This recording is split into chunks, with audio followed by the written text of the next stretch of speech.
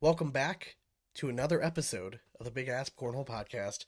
Sean and Dane are with you as always. What's going on, man? Yes, we are. Not too much, man. It's Tuesday. Tuesday. Drinking beers, talking about cornhole.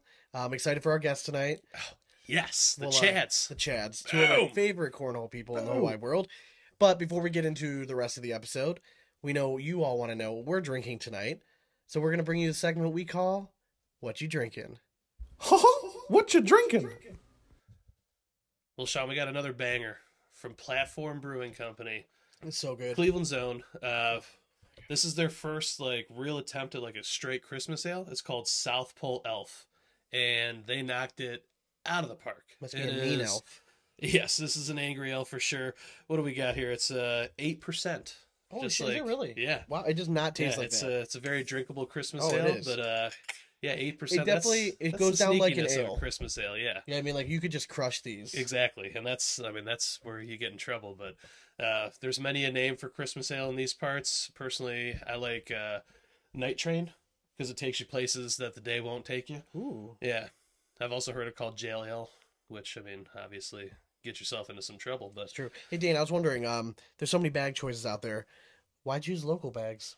Sean, you choose local bags for the main reason, which is Pro Blend Resin. Okay, people, we talk about it each week. It is the real deal. Local Bags has every speed under the sun that you could possibly want, and that Pro Blend Resin makes every bag extremely playable. So go online, do yourself a service, get some Local Bags at localbagcompany.com. Well, Cornhole family, we obviously have an audio gold plan for you all today. We're going to recap the ACL Open event held in Virginia Beach this past weekend. We have bags to review. Up today are 3 series of bags by Toss Tek. Oh, yeah. The double T's. Then, as we teased before, we're going to be joined by the new pro doubles duo, the self-proclaimed best-looking Chads in Cornhole, Mr. Chad Braun and Mr. Chad Webb. Self-proclaimed, it's a given. Clearly. They are beautiful people. But before we jump into all that, we bring you what's going on in our cornhole lives in a segment we call In and Around the Hole. Are you too good for your home? Answer me! Brought to you by Airwolf Athletics. If you want to get your swag going, start at the top, work your way down. We're both wearing Airwolf lids right now. Dude, the new red. Dude, woo, popping. And I got the classic winter beanie. Keeps you warm in the wintertime up here up north. So yeah, go online, visit airwolfathletics.com. Use code BigAsp. It'll get you 10% off. And at this point in your life, if you haven't added a set of the sexiest bags around, you are seriously doing something wrong. Blackjack Cornhole, folks. All right. If you've been listening to the show, you've been hearing us rave about them for more than a year. If you don't have a set, I don't know what else I can tell you. It's the best looking logo in the game. BlackjackCornhole.com. You get free shipping, amazing customer service. It's really, truly is a no-brainer. Troy Hauser and company, they do killer work. They're coming out with killer designs all the time. So visit blackjackcornhole.com, grab your set today, and because we love you all, if you use code BigAsp, you're going to save yourself 10%. I really want to see a collab with Local Bags. I'm working on it, man. I think we need to make that happen. Troy, so, I know you're listening to this. You can message me tomorrow. You guys are both our boys. We need to make this happen. Chris Meek. Okay. Let's the Local Outlaw is becoming one of my favorite bags. I'm also a big fan of the Local Legend. The Hustler X is becoming a personal favorite of mine. I don't think that's been released yet.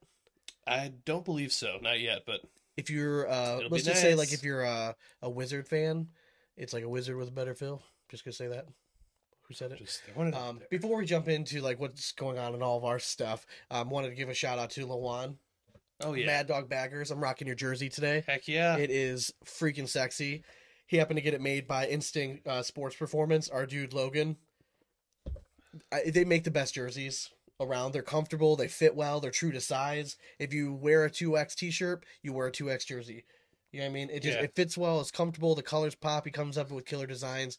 So Lawan, I have one word. A woof. Thank you very much, sir. All right. So you had league, right?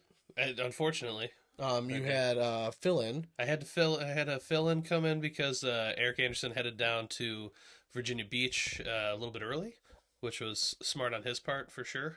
But I had PDC player Eli Stevens. Yep. Come out and help me out, and dude, I'll tell you what, he was throwing on a different level. Like that guy's airmail. I mean, we've been seeing him for years now. He's one of those guys that you watch him throw, and you're like, yeah, I get why you were pro. Yeah, I mean, he throws an insanely flat bag, and his airmail was on point. A mountain of a man. Yes, I wish I threw a little bit better. No, what bag? Okay, it was interesting. What bags were you guys throwing? We decided to go. So he's typically a Reynolds thrower, and he loves the Typhoon. Mm-hmm. So we decided to go with 710 Cornhole's Deja Vu. I mean, And dude, he was throwing that on a whole different level. I wish I could have thrown it that well, because considering it was my bag. But we've talked a ton great. about 724 bags, right? And we're a Mm-hmm. huge fan, and they're growing their army. The next cornhole company I really think has a chance to make it big is a 710 guy. 710, man. They're nasty. The Deja Vu is like a surefire type material, but it's a smaller template. So think like OG kill shots, smaller template.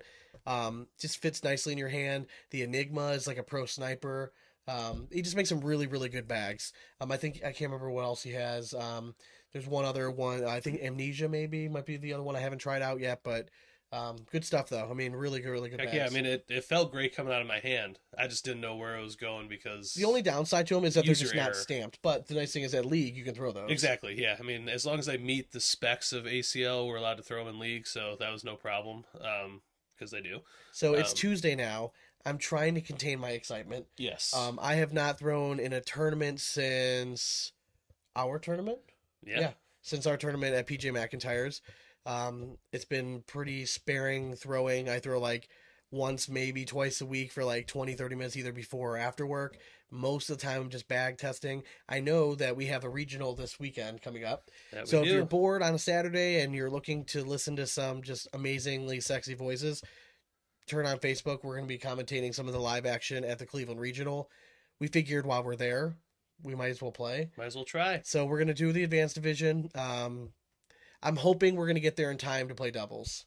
And if not, I'm definitely going to play singles. I want to just play. I don't give a shit what happens. But we were definitely going to commentate the doubles action and the singles action for that stuff. So I'm excited to get out, just to throw again, just to be around the people. It's been a while since I've been out, so I'm just excited to get out of the house and play. And everyone's excited to see you, because I get asked all the time, well, where's your brother at? Yeah, I'm excited. Apparently I'm not enough. I mean, I try, but it's hard. It's hard. I mean, listen, but I mean, you are because you're out. You're the man among the people, and we've talked about that's kind of your job right now. Be out there, throw, give us some feedback on what's going on in the cornhole vibe here in Cleveland. I'm just excited that I get to get out. So I don't care if I go 0-2, I don't give a shit. I just want to get out and throw and talk cornhole and get some good content while we're there. We'll try to get some stuff for Hard Direct Push. Maybe do some player interviews while we're there, but I'm excited to get out. We can finally get our picture taken with our sexy boards. Yeah. So I mean, I guess we can announce it here. So we are sponsors of Cleveland Cornhole. Unfortunately, I haven't been able to get to League in order for us to take the prototypical picture of us standing behind the board. We're definitely gonna do that. I'm making Kevin and Tony be in the picture with us. They look so good. Cornhole Solution. I mean, let's go ahead and plug them now. Yeah. If you have any cornhole problem in your life, there's one company that can solve them all. It's Cornell Solutions. They have pro stamp bags that are amazingly underrated. I mean, crazy, hole forgiving, very nice bags. And honestly, some of the best boards in the business. That's all they basically play on here in Cleveland is our Cornhole Solution boards. Yes. The tops are next to none. Yeah, the printing print on that them. they have, Oh my god, so unreal. good. So we got a little custom job done, drew on Cleveland Cornhole's logo. I talked to Steve this week. I'm hoping that our set's going to be in sometime soon. Can't freaking wait. The colors really pop. But yeah, I mean, if you're in need, listen, it's almost Christmas, right? It's your great present to get anybody that might be interested in cornhole is a set of cornhole boards. If you listen, if you're an OG fan of the show, we did a beginner's guide episode. The first thing that we said that's the most important for anyone that's serious about taking in the game is getting yourself a good, solid set of boards. You can't go wrong with any of the boards from Cornhole Solutions. No, and honestly, they're among the most affordable boards out there. Yeah, and if you are having issues, maybe you don't know what to put custom print on it, they have so many just options already printed, ready to rip. I'm working on Steve. I'm working on them. So Steve, if you listen to this, I'm working on you. I mean, our listeners, they're loyal. I would like to get them some sort of a discount code.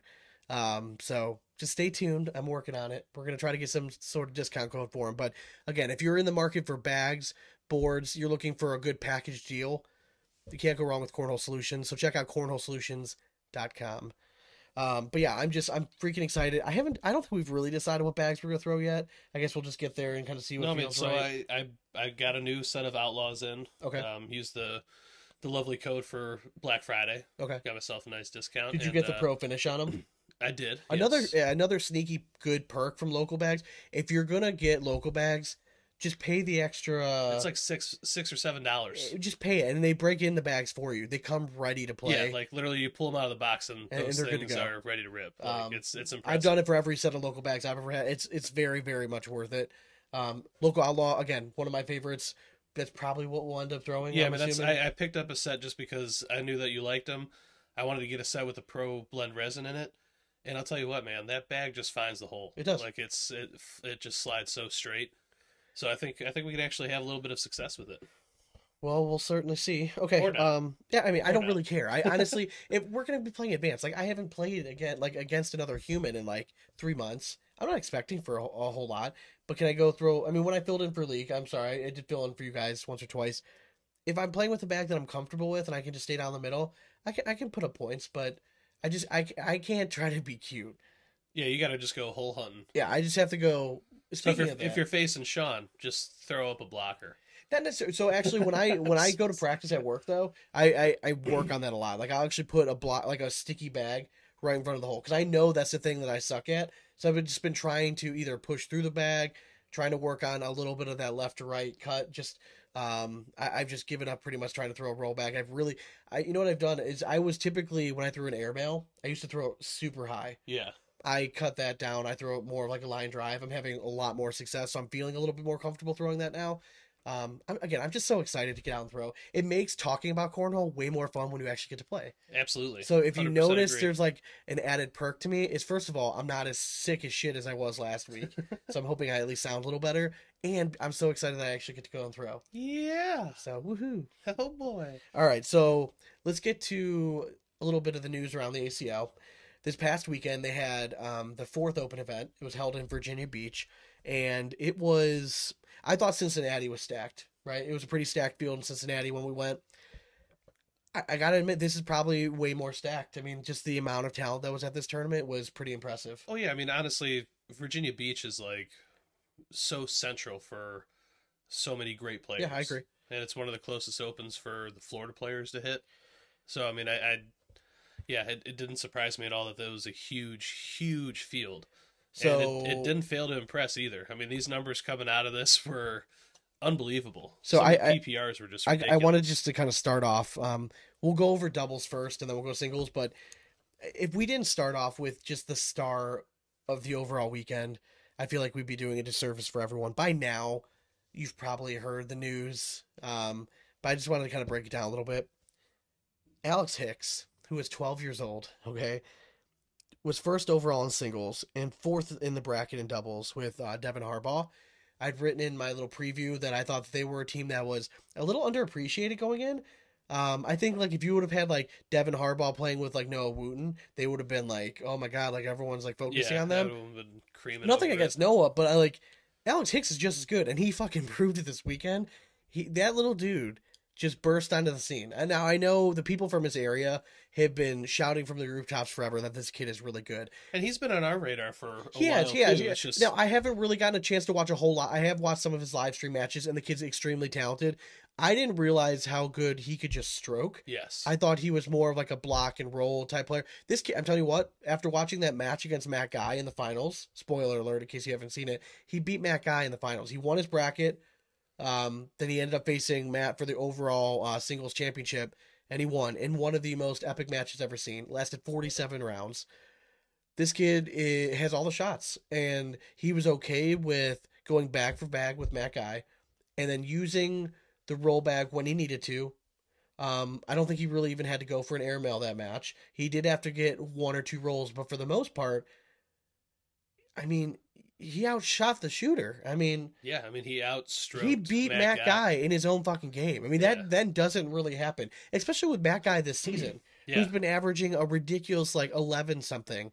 And he's still up there. Like, I mean, to me, Matt Guy is still he's had the most impressive start to the season right now. I don't have it right up in front of me. I could pull it up, but I think the stats were something like, was it 10 points?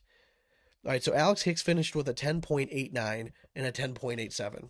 One of my favorite things to see is after these open events, you'll see pros post their stats. And I get it. They're proud of their performance and they're standing up. But then you look down and it lasted like 8 rounds. Yeah. Maybe 12 rounds, something like that.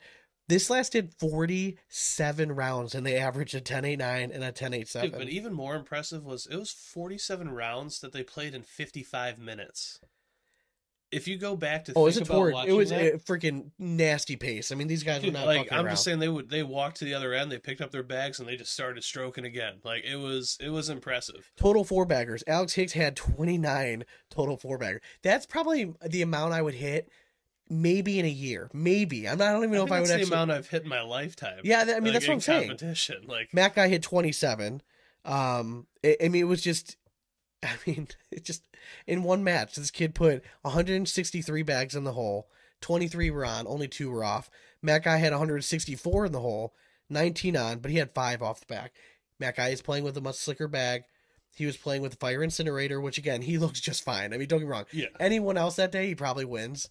Alex obviously. Alex was throwing. I think it was the BG Viking. I believe it was what he was throwing. You wouldn't have known he was throwing a carpet bag with how much this kid was stroking. I thought he was throwing the Wizard. I could be wrong though. He might. I think he was. I think those boards were playing pretty tacky. I think he was throwing the Wizard. I could be wrong though. I don't know. You could be right. I'm not really 100% sure. But listen, it was one of the most epic matches I've seen. I would have liked to maybe see a bigger crowd. I think that's one of the sides of having these events so late on a Sunday. Yeah.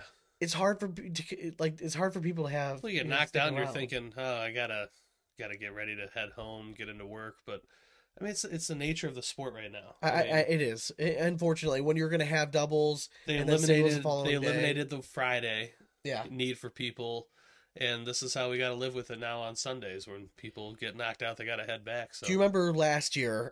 There was another match that's being touted as like the greatest match of all time. It was Birchfield versus Holland. Yeah. Ironically, also went 47 rounds. I watched the Guy and Hicks match live. I went back yesterday and again today and watched the Holland and Birchfield match. Do you remember the Birchfield Holland match at all? Oh, I do. Yeah, absolutely. If you had to put rank 1 and 2, which one would you think was, I guess, better or more entertaining? I'm going Hicks and Guy. Okay. See, I disagree. Now, to me, it's more recency biased. The only reason I'm saying that is because you can make an argument either way. All right. The reason I'm leaning towards the Birchfield Holland match is that match had 3 or 4 situations where there were really clutch shots. Whether Trey had to hit a big push shot, and I don't know if you remember, Trey was down it was like 19-9. He was down 10 points and had to kind of fight his way back. Where if he made one mistake. You know what I mean? So every bag he threw, you're like, oh, you're just kind of waiting for him to fuck up. And he just, robot style, down the middle, just kept battling. And then you had Matt Guy and Alex Hicks, and it was kind of like a back and forth battle all the way to the end. Now, Matt Guy had a bag that hung up at the end that didn't fall. He could have won the match. Yeah. But he didn't. The next round, Alex Hicks put the nail in the coffin. Done. I'm super impressed. What was so impressive to me again was the fact that he went bag for bag with Matt Guy. He's like most people would panic after 20 rounds throwing 4 bags. Like, this motherfucker's not missing. Exactly. I'm gonna block him. Yeah, you're gonna start. Guess what? Alex Hicks is like, I have him right where I fucking want him. Yeah, I'm gonna keep going. I got like him. This guy's dumb enough to keep just trying to go bag for bag from him, and he's 12. Dane, what were you doing besides jerking off when you were 12? Dude, I don't even know if I was doing that yet. I was a late bloomer. You were like, yeah. So I mean, I was just like a pudgy kid that happened to have a really mean curveball. I mean, it just blows my mind that this kid is 12 years old, and he went toe for toe with the greatest of all time. And some people were saying like, oh, I don't like the nickname Baby Goat, and I don't know. I mean, listen, it works right now. I mean, the kid's a fucking stud. I mean, I love it. Like, if he keeps playing cornhole and he turns 26, he'll still be Baby Goat. I messaged somebody, I don't remember who I was talking with, but I'm like, BG's missing in a marketing app. Oh, and it was Brendan and Pat. We were all kind of talking through the next morning, and I think it was Brendan had said something about like BG's missing a marketing opportunity. 100%. Like, you can't spell Baby Goat without BG. Like, if you're not marketing the shit out of that and you're saving all your money, Rich and Graham, to go buy this kid whatever the fuck he wants next year and to pay him, you're doing something wrong, because this kid's going to demand top dollar next year. Yeah, and he's going to get it from someone. I mean, he's young, he's polite, he's marketable. Oh, and guess what? He has not lost a single singles event this kid's entered this year. Are you fucking kidding me? He's 12. It's a different level, man. It's unreal. If there was any question, all right, going into the Nationals, who was the best juniors player, it's done. I don't want to hear another argument all year. Mm-hmm. There's not another argument. Alex Hicks is the best. I declare it here and now. I declare. Here and now, Alex Hicks is the best juniors player in the game. Now, sorry, Caleb Batson. I want to see it on the national stage. Sorry, Bella. This is basically a national. I know everyone keeps saying that. Basically, does not make it a freaking national. Okay, all right. Our preseason games are basically NFL games. Who's better than him? They're not regular in singles. Games. Who's better than him? Right now, I mean, it's hard to say who's better than him. But when it comes to the national stage, it's a whole different beast. I don't care what anyone says. I'm not saying this kid's going to go rip off and win 4 straight. I'm not saying he's going to be the player of the year at the end of the year. I'm saying out of juniors players, out of 8 of them, right? Yes. There's no argument he's the most talented. For the juniors, that discussion's over with. Okay, that's what I'm saying. That's all I said.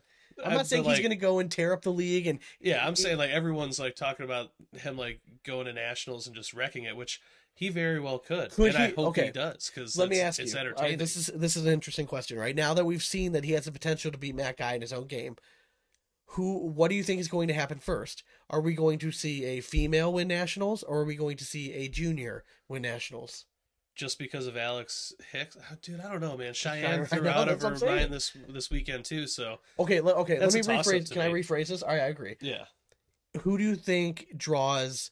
All right, so Cheyenne Renner, right? Last year when she played Cody Henderson, 99% of the, in the semifinals. Oh yeah, we're rooting for her. Even in the finals against Trey Birchfield, Trey's a pretty popular player, but you could just feel the crowd was pulling for Renner. Oh yeah. Renner versus Hicks, who has the bigger crowd pushing for him. I'm saying Alex Hicks. Hicks all day. Everyone wants to see a kid win. That's what I'm saying. You know what I mean? Yeah, I mean, it's nothing. Both of them would be historic. Females, I mean, I think she would agree with us. Honestly, anyone would. I'm trying to think, what was the youngest individual to win a national, in singles? Birchfield. Probably 18. That's what I'm at. You might it's be right. Be Birchfield. That's. I mean, I can't. I don't know how old Langworthy was when he won. I don't know how old James Baldwin was when he won his first one. But you might be right. He might be the youngest. Birchfield might have been it. Yeah, I mean that would be my guess. But we've also not been around cornhole for nearly as long as some of these OGs have. So, no, but again, hats off to Alex Hicks. Crazy great run. I'm excited to see what this kid does.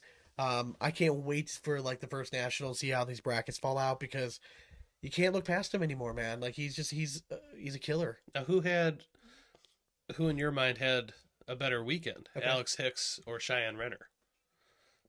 Because Renner and Baldwin took down the doubles together. Yeah. And then she also finished, 5th, I believe, in singles? Yeah, because she won a bracket. Yeah. So she ended up 5th in singles.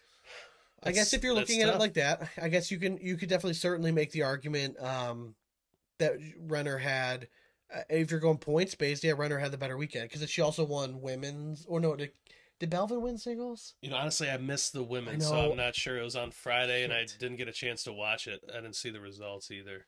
I want to say Cameron Belvin won singles in female, but I'm not positive. Yeah, they did this up. Actually, you know what? I have it right here. You got it? All right. Yeah, I pulled it up before. Yeah. But go ahead. Needless to say, Baldwin and Renner, we were kind of questioning Baldwin being able to throw with Cheyenne as opposed to Jordan, and Cheyenne showed that she, not only the best female player in cornhole right now, but Dude, she's up there in top 5 after this weekend, in my opinion. She did win. She did it. She actually won. Too, I'm sorry, I don't know where I was coming with Belvin. She actually beat Bella. Bella, okay. So hey, hats off to Bella too. So I guess if you're looking at it that way, if you're looking at it that way, then I guess you Shy Runner has a stronger resume. I just think it's just impressive that this is his first year as a pro. It's super impressive. And if you win in Hicks. singles, like you're not relying on anybody else. Yeah, she won in women's singles, but she also won her bracket in advance as well. So. No, this is not an anti-Cheyenne Runner take at all. Like I think she's I've said it all last year. She's by far the best female player because it's really not even that close. I mean, it's not close. It's not that close anymore. Yeah, like there are some other last females year, I think there was an argument for it to be a little bit closer, but the way she's starting out this year, there's no one. I think I think the person you could say who had the most successful overall weekend, you can make Cheyenne Runner for sure. Yeah. Her and James Baldwin were a very complementary pair. I thought that when one wasn't on top of their game, the other one was. See, from what I saw, like Baldwin did enough for them to win when Cheyenne was on a tear. This is way earlier than I would have expected that team they would have been like that team, like maybe the second national, that I would have been like, all right, they had the first feeling out party, the first national. Now this is when Baldwin starts to arrive, and he's a really great like end of the year player. Yeah. The fact that they already won one shows me that, either Renner is either A, that talented, which could be very much the case, or B, Baldwin's starting to find it early. Or they just work as a doubles pair. It could be. They could just work together really well. Could be. I mean, I was very impressed by that win. The other team that I thought had an impressive run in doubles, obviously, Birchfield and Rawls. They won their bracket. They lost to Baldwin Renner. They're a team that had a lot of expectations. They hadn't really showed up quite yet. Obviously, so early in the season. I think they needed that. Well, I think if anyone needed that, I think Rawls needed that. Yeah. Rawls needed to be like, okay, all right, we can take a deep breath. I can go and be myself now. I can go play. Like, there's a lot of expectations on him. Mm-hmm. And if the doubles team of Birchfield and Rawls doesn't perform, very few people are going to look at Birchfield and be like, hey, Trey, seriously? It's going to be like, oh, did Trey make the wrong decision and go with Rawls? So I think this was an important step for them as a doubles team to kind of firmly put their foot down and say, hey, we're a team that everyone was putting us in their top 10 for a reason, and this is why. Yeah, I mean, I think they show that they're definitely top 5 talent, and there were times when both of them were on in this tournament when I was watching them, and when they're both on, they're unbeatable. Yep. I'll say it. I mean, they're unbeatable when they're both on fire. Geary McGuffin, they tied or they finished second in their bracket. McGuffin's healthy, looking very good again. Very good. I mean, if they're healthy, are they a lock for you for a top 10 team? I mean, in this field, it's so hard because it takes just one bad performance or even a missed national to kind of ruin that for you. But these guys are seasoned pros, and there's so many top tier rookies this year that I think I put them in my top 10. They're just one of those teams that they're steady, man. Yeah, they don't wow you, but they're always going to be like consistent. First or second in their bracket. Yeah, they're just so consistent, and they're a tough beat. I mean, McGuffin was battling some back injuries. I think he had surgery in the off season. Looks to be in good form. Yeah, he looks good now, man. Looks very good form. The other team that I was super impressed with, I'd written in the Hard Drag Push article that I thought they had potential to do well, but I wasn't sure just because the last time we saw them in Erie, they did very well, was Trevor Brooks, Berkeley pair. Took second in the bracket. Berkeley also plays third in his bracket for singles. I'm going to call it now. I think Berkeley pair is a dark horse, if you want to call him that, for Rookie of the Year. I agree. Yeah, because I think there's so talented. much hype behind like guys like Josh Holland, like in Alex Rawls. People forget how fucking talented Berkeley pair is. I would not be surprised at all if he makes a run or if he finishes at the top of the field for Rookie of the Year. I agree. Yeah, I mean we saw it last year firsthand. Proud local bag sponsored player. Absolutely. At these open events, I mean Cincinnati, him and Jordan Langworthy. I want to say they took third in their bracket. Yeah, they something did, right there. I mean, he's just very consistent. He has all the shots. I think it's super impressive. So, and I'll tell you what, I mean, Trevor Brooks is PDC this season. But if he keeps throwing the way he is, man, I watch out for him in a national. I wanted Trevor to make it because I thought those two as a duo, they have chemistry. They really like do. I remember calling their match, and I still love. I want to get the sound. I wish I could go back and get the sound bite. Be a star. Yeah. Like he look Be at a star. he has that way of saying it, like where he tells you, and Berkeley look and be like, okay, I'm gonna be a star. Like, you know what I mean? Like he's almost demanding. He's like, just go be a star, man. Like go, and he's got that swag and he just wears on you a little bit, and I love it. It's he has a little bit of that Cody Henderson type feel when you're throwing against him. Well, but like, he's I super think talented, man. From what I've heard, I mean, again, we weren't around the game, yeah. Thank you. But I mean, from what it sounds like, Trevor Brooks has matured greatly, and I think it's only helping his cornhole. Listen, game Trevor right Brooks made a fan out of me in Erie when I saw him in the parking lot, introduced myself, I gave him a hard drag push shirt, and he thanked me by taking a few shots of Jack. So we had a few shots of Jack in the parking lot. It was nice, and we bonded for a few minutes. So Trevor, if you're listening to this, appreciate you. Big fan here.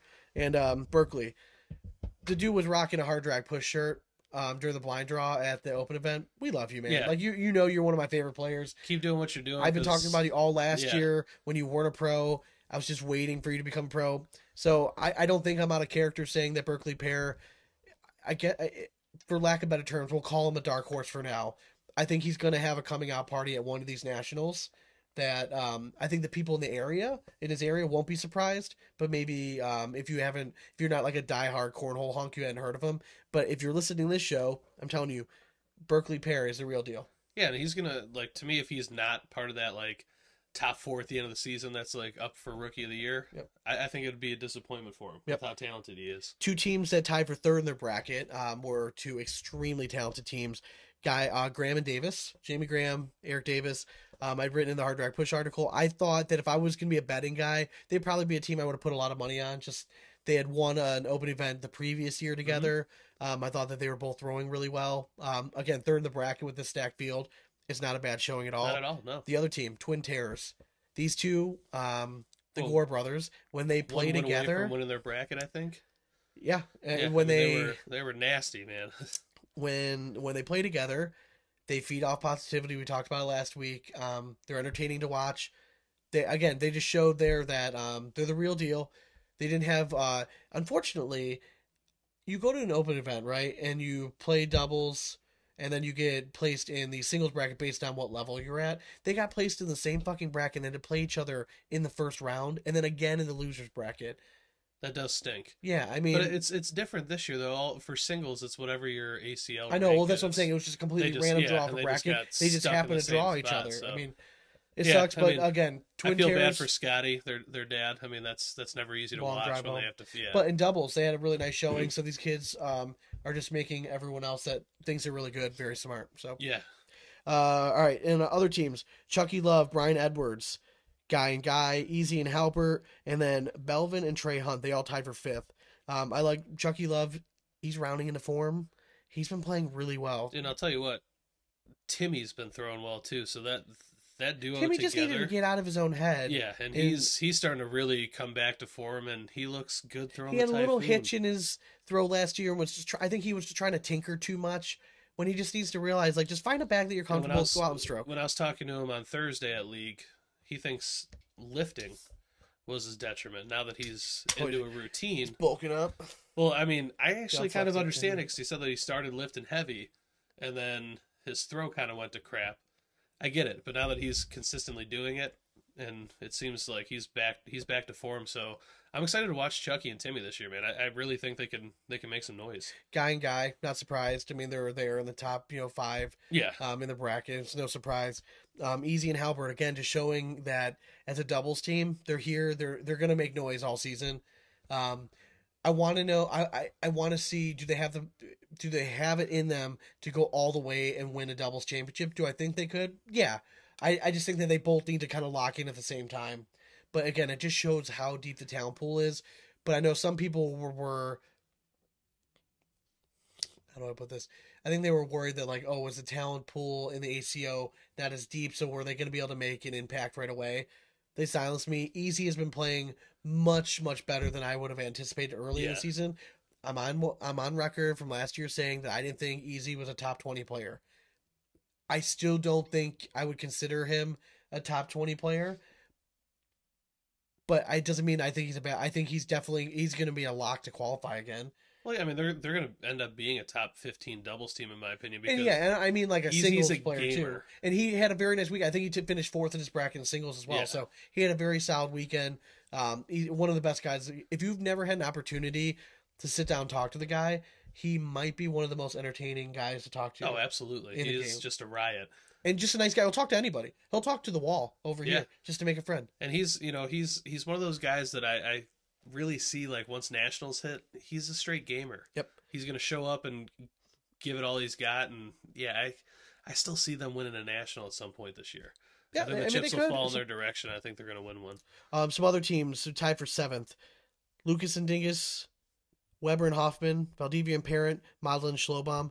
Again, it's nice to hear the names that we are consistently talking about. They're having good. Yeah, they're having good performance. I mean, honestly, I saw a couple of Dane Weber's matches. Dude, the kid's just thrown out of his mind right now. Like, dude, it's unbelievable. He's put in the work. He's put in the work. I love seeing it. I really do. He's so hard to defend because he has such a different bag than anyone else throws. Yeah. So everyone that goes up to face him, you don't know how to defend him because, you might put a blocker down, but the way his bag lands, he can easily just skip over it and fall right in the hole. It lands almost vertical. Yeah. And it's just a subtle tilt either way. He can get the bag to really manipulate. Exactly. And he has mastered it. And his partner, Mike Hoffman, really surprised me. I hadn't seen him throw yet. He's a good thrower, man. Those two together have a really good dynamic, it seems like. The only thing I've always worried about Dayton is when we can start getting to these national competitions. Longevity. And it's a long day. Yeah.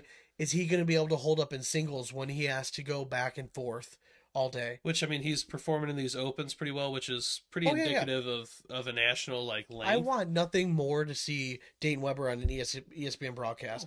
The ACL wants nothing more than Dayton Weber to be on the ESPN broadcast. Agree. I'm pulling for him. I want to see it happen. They showed at this open event, tied for 7th. They're not far away. Yeah, and his talent level, that could be 2-3 bags. There. Yeah, exactly. All right, so let's move on to singles. So the bracket winners, okay? Obviously, we had Alex Hicks and Matt Guy. Among the others were Tony Smith and Jamie Graham. They tied for 3rd. Renner, Justin Stranger, Frank Modlin, Duncan Clemmer. They tied for 5th. Right off the rip, super happy to see Justin Stranger perform the way he did because we knew he had the talent. And he put it all together. So I'll tell you what. So I made a comment. I think it was like a few episodes ago where I thought Tanner Halper just looked natural throwing a Viper. Tell you what, Justin Stranger looks natural throwing a Viper. He watching his match against Kyle Malone, right? So it was in the finals. He actually lost the first match in a grueling battle. The second one came back and won in convincing fashion. He didn't try to get cute. Wasn't trying to block. He was straight stroking. I that's what I wanted to see. Yeah. I want to see go back to basics. Don't get away from carpet and trying to flop and roll, and because all you other young guys are playing this route. If you can stroke, go fucking stroke and win a match. Well, his arm swing kind of reminds me a little bit of like Jay Rubin, where there's a lot of motion going on with it, and once you master it and you're going right down the middle, why change it? Like, that's all you need to win this game is put 4 bags in the hole. And he's starting to show that with that Viper in his hand, he can do that very, very consistently. Yep. So I thought the same exact thing. Stranger, I was happy to see him. I think he needed that as a confident, just to kind of remind everyone, like, 'cause he's been close here and there, but he hasn't really quite done it in singles recently. Again, so you can't forget how much talent this kid has. He was one of those original like junior players, you know what I mean, that like people thought like could win a national. He still has a whole lot of talent, and he's crazy smart, and if he just sometimes stays out of his own head and just goes and has fun and throws the bag down the middle, he can be tough to beat. I think he's definitely one that overthinks matches sometimes, so if he just dumbs it down, I think the game will become much easier for him. Tony Smith and Jamie Graham rounding into form. I think it's a pretty safe bet that I think we'll see both of those top 15 singles player easily. That's probably even too low. I'm thinking that the odds of both of them being top 10 are low. So, I'll just give myself a little bit, but I would not be surprised if we saw either one of those players as like a top 5 at the end of the year. I fully agree. I mean, Then, we mentioned Renner earlier, and yeah, I mean, she to me, if she doesn't finish top 5 this year, then I'll be surprised. Yep. And then you have guys like Frank Modlin, who's just like, at this point, like in his career, it's almost like boring to pick Frank Modlin, but the dude's just so fucking steady. He just really down is, the middle, yeah. and in doubles, I'm expecting big things when he's playing with Austin. I think those two are just they're gonna figure it out, and we're gonna see them on a broadcast or two throughout this year. And then, I mean, obviously Duncan Clemmer, I think his trajectory has only been moving up. Yep. The kid just, he's getting better and better, and he's a fun one to That's watch who too. Berkeley Pear reminds me of. Like, I think Berkeley might come off to a slow start, but by the end of the year, people are going to know his name and he'll kind of catapult going into the next season. I agree. We had Damon Dennis, Brett Guy, Justin Rule, Kyle Malone. They were all second in their bracket. We had Berkeley Pear, Eric Anderson, Ryan Smith, Tubby Cobb, Easy, and Rawls, all among those that took third in their bracket. Just listen to those names. Yeah. That's third in a bracket at an open. Like, Just that's stacked. how deep this was. Yeah, it's just absolutely stacked. So, but yeah, it was. And that's still impressive because the people that took 4th and 5th in their bracket are just as big of names as all of these names that we just mentioned. Yep. So, yeah, overall, awesome.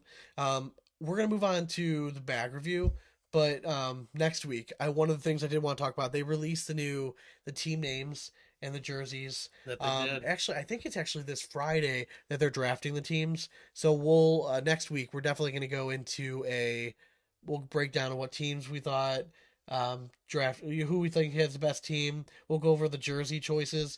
I'm just gonna put it out there real quick. Have you seen the jerseys? I did. I was a fan. I liked them. Lazy and cheap. I'm being honest. I like the design work. No, it's horseshit. My favorite one. Every fucking jersey is the same. You just split the different colors, top and bottom. It's fucking lazy, man. Like, you can't. You're the ACL, right? And you're trying to promote this new big event, and that's what you're gonna do. You're gonna just like, hey, I have a great idea. Every jersey's gonna be the same font. We're just gonna switch the colors, top and bottom. Sean, why do you think the NBA All-Star Game switched to not letting them wear their like classic home jerseys anymore?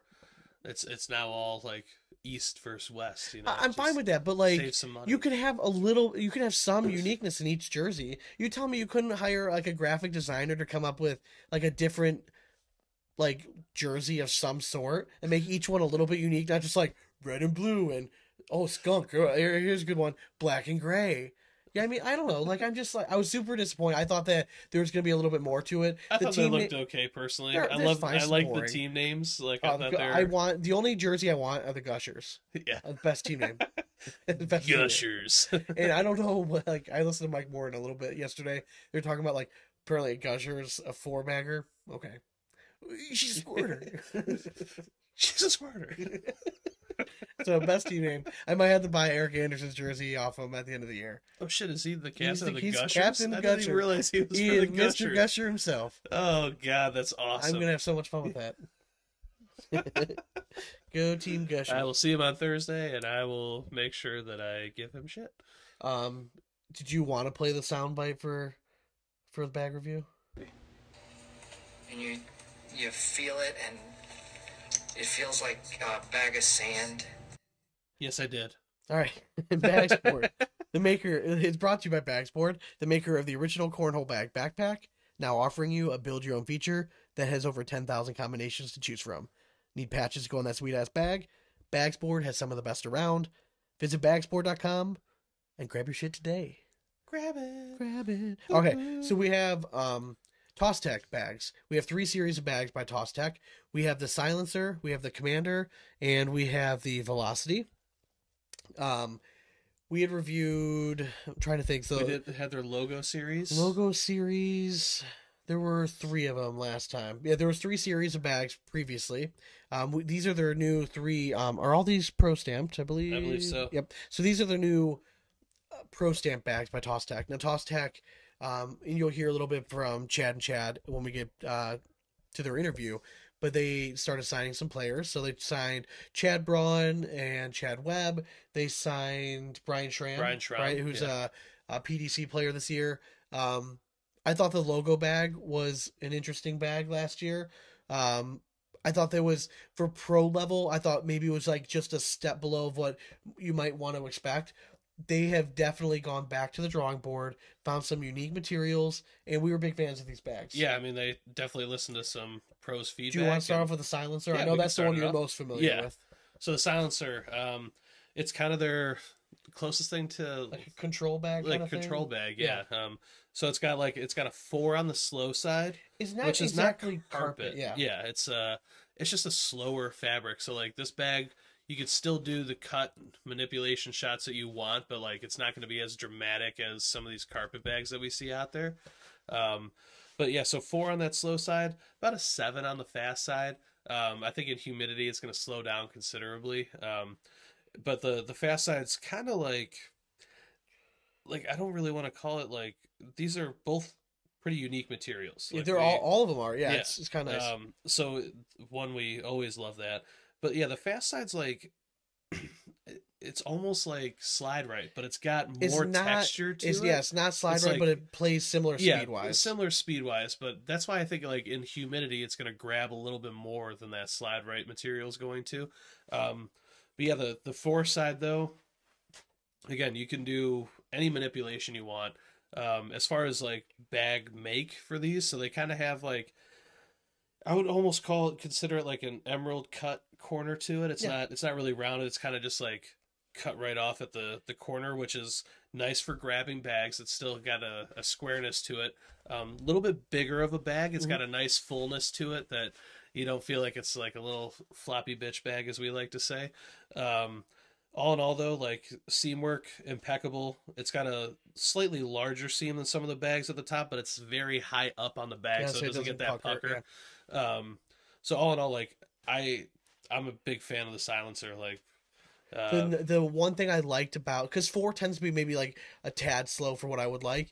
It pretty much holds true. Yeah, it's not gonna kick hard on you if you throw like a non-flat super fast boards will give it up to like a 5, but if the boards tend to get slow, it's not going to go much slower than a 4. Yeah, tends to stay, it plays very consistent across different humidity levels, and you get that slick side. Again, it's 7. There's enough of a variation where you could still flip a bag over if you tend to be a slick side player, like in a blind draw or something, somebody brings this up, that you'll still feel comfortable with. Yeah, I agree. Design score. I was a big fan of this design. I love it's like a paint drop, like paint splatter. They used our colors, blue and red. Loved it.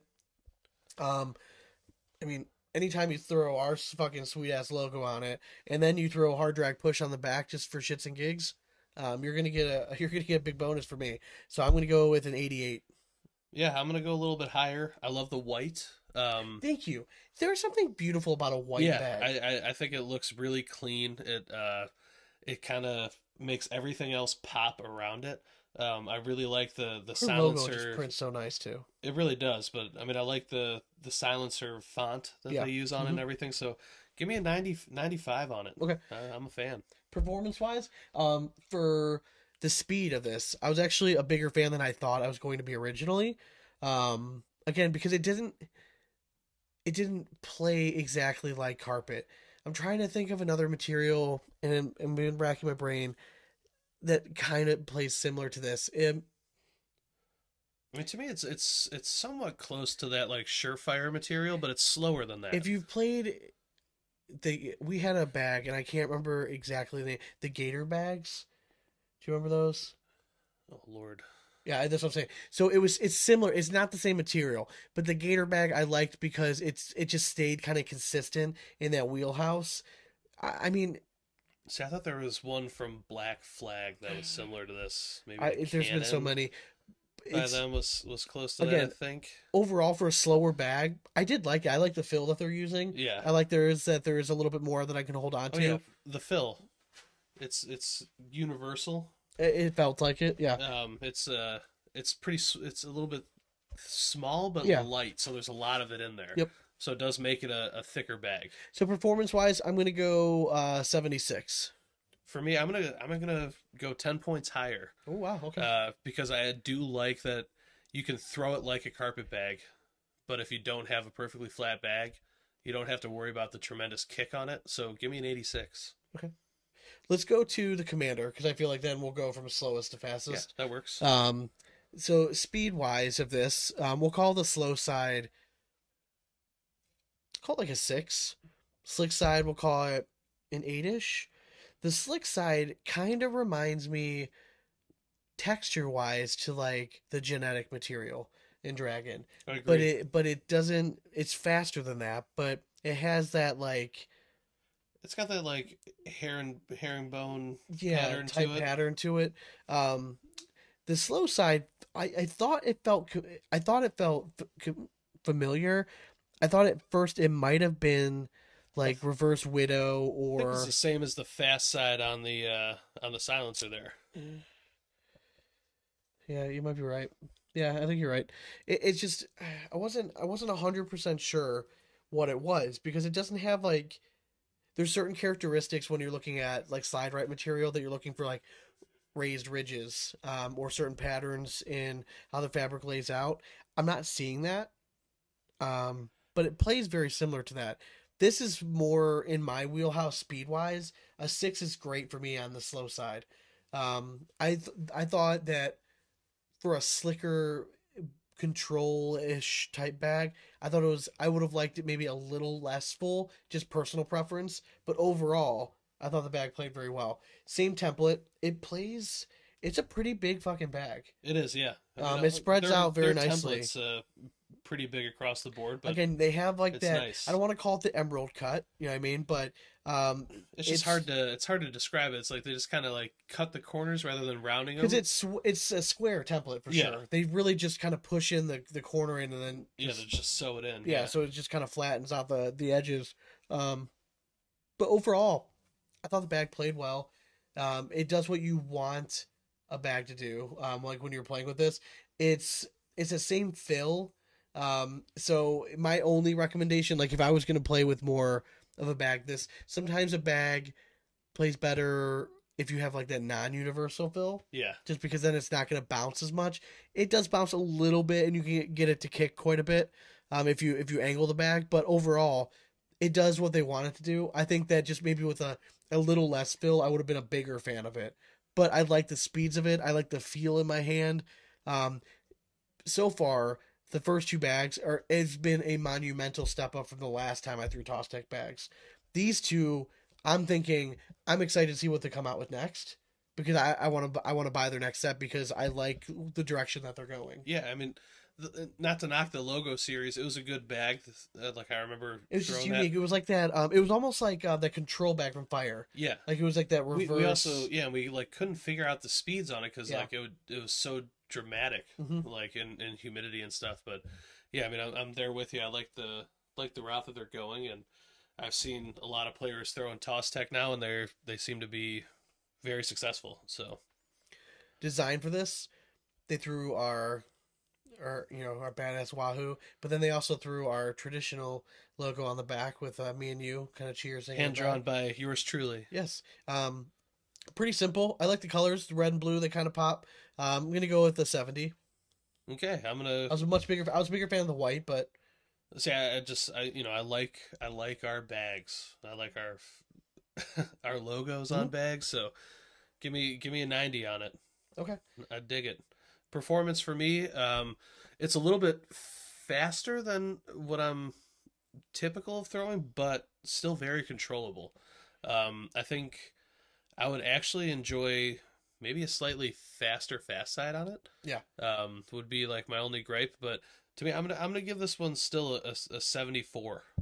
I agree with that. I was saying before I thought maybe a little less fill, but I agree. If you throw like a better slick side on this, like I'm almost thinking of the next bag if we had the fast side of that one, correct, paired with this. And we slow think it side. might be the inverse. Yeah, I agree. I think it could work out well, but all in all, like I do like that bag. What's your performance score? I honestly, which is weird for me. I thought just looking at speed ratings, thought I would have liked the Commander. I actually like the Silencer better than this one, so I'm going to go just a little bit below. I'm going to go 74. All right. Now the next one is the Velocity. Now these guys are it's gentlemen tells you. And scholars. Yes. Velocity, you're not going to make a fucking slow bag and name Velocity. Yeah. It's a fast bag. We're going to rate it like an 8 on slow, 9 on the slick side. It has a linen type material on it that is lightning fast. It's deceiving, yeah, because you see it and you almost think, oh, like Reynolds Victory when you see the fabric, but it's way faster than I feel that. like this is high-end napkin, like thread count's pretty up there. Like, Yeah. I mean, like this thing just fucking moves. The nice thing about linen type excuse me. material. Oh, are you right? I know, a little hiccup there. The nice thing about linen material, though, is as it breaks down, becomes very, very hole forgiving. This bag, out of all of them, was by far the most ready to play out Absolutely, of the box. and it comes to that fast side. I mean, it's very, very. You could tell it's a thin material. Yep. But it makes that bag very, very floppy. The slow side of this bag is the fast side of the Commander, Mm-hmm. and then the slick side is actually that linen type. It's like, I don't want to call it synthetic because it's not. I mean, it just plays super fast. So like if you put that next to like a Reynolds Victory, and you're staring at them, the Victory is like, when you look at the stitching, it's just like that much bigger Yeah, and Correct. sticks out a little bit more, like a little more like 3D, if you will. because humidity But really it honestly affects, looks like, like a the Victory. same kind of thread like Yeah. stitching to it as the Victory, but it plays way faster and it's super hole forgiving. I like it because so they made it brown and orange, Yes. right? It's clearly an Ohio Browns bag. They custom made for us. I love it. It looks a little dirty. I love that. I don't know why design wise. Template's the same as the other ones. Fill is the same. It's a fuller bag. This was in my wheelhouse. This is maybe even a little bit too fast for me. But if you're gonna ask me like, hey, go play singles with one of these, I'd probably take the Velocity just because of how hole forgiving it was right I off the mean, bat. you get it near the hole, that thing's going in. And I do like I like the slow side of this bag. I like how it plays speed wise with that 8. Listen, and he's trying to get bonus points for the design score. He even put in loving memory of Ruth Ann Gillen, who's our grandmother, he won. passed away. Yeah. So I mean, listen, you give me Browns, you give the state of Ohio in the background, you give me brown and orange, you throw my grandmother's name on the bag, and guess what? You earn yourself a motherfucking 100 on the design score. I'm right there with you. Performance-wise for this one, I was actually a fan of. I thought seeing and doing the research and seeing the speeds and all that stuff, I'm like, man, this is gonna be fucking really fast. It was, but it was also hole forgiving. So if I just stayed down the middle and didn't try to get cute with it, I actually threw it really well. It came out of my hand pretty flat. Mhm. Sometimes with those really full bags, I struggle with a little bit, but I played really well with it. So I'm gonna go with the like an 86. I liked it. Yeah, for me, little bit too fast for my liking, but the whole friendliness kind of makes up for that. So I'm gonna stick right in that like the 74 range for it. I was It's a pretty fan. good though. Yeah. But overall, Toss Tek, well done, man. I mean, Hell like, yeah. I mean, it's from your first group to It's a now, marked I improvement. mean, holy shit. I mean, these bags are really nice. So if you are looking for a set of bags, make sure you check out Toss Tek. We'll try to tag them in show notes and in our post tomorrow. Check them out. I mean, all 3 of these bags are pro stamped. They're ready to rock and roll. If they're good enough for the Chads of Cornhole in the world, they're good enough for me. damn right. Do you hear that? Well, it doesn't want to play it that for some sucks. reason. That was a dud. One of these episodes, I swear to God, we're gonna have all of our It's gonna be sounds flawless. New finally soundboard work. that we're trying Yeah, out. yeah, Hopefully it so all works. But, I don't know what happened there, but it's all right. It worked. I think it must be because I clicked off of. All right. Well, anyways, you cue the rap horn. So reach us at Instagram and Twitter at BigAsp Cornhole. And Facebook at BigAsp Cornhole Podcast. Thanks again to our sponsors. Visit airwolfathletics.com for all your cornhole swag. Be sure to use code BigAsp for 10% off, and localbagcompany.com for the best bags in the business. 3 words, folks. Pro Blend Resin. Okay? Pro Blend Resin. Get after it. Bagsport.com for the sexiest backpacks and patches in the game. And Blackjack Cornhole for the sexiest bags around. Code BigAsp will save you 10%. All right, so stay tuned because we are going to be joined by 2 of our favorite individuals in the cornhole world, Mr. Chad Braun and Mr. Chad Webb. Oh, yeah. And as always, we hope you throw it straight, and it's nothing but 4 baggers from here on out. Cornhole it. Later.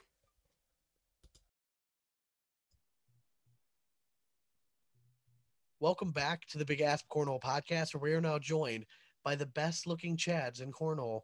New pro doubles duo, Mr. Chad Braun and Mr. Chad Webb. Chads, thank you for joining us, guys. Thanks a lot, man. Thanks for having us on. Appreciate it. Of course, you guys are always welcome on. Are you guys just going to have a pro jersey that just says Chad right across the front? Funny.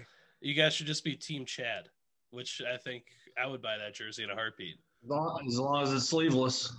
Well, it's going to have a sleeveless option. All right. Not all of us have your guns. The athlete.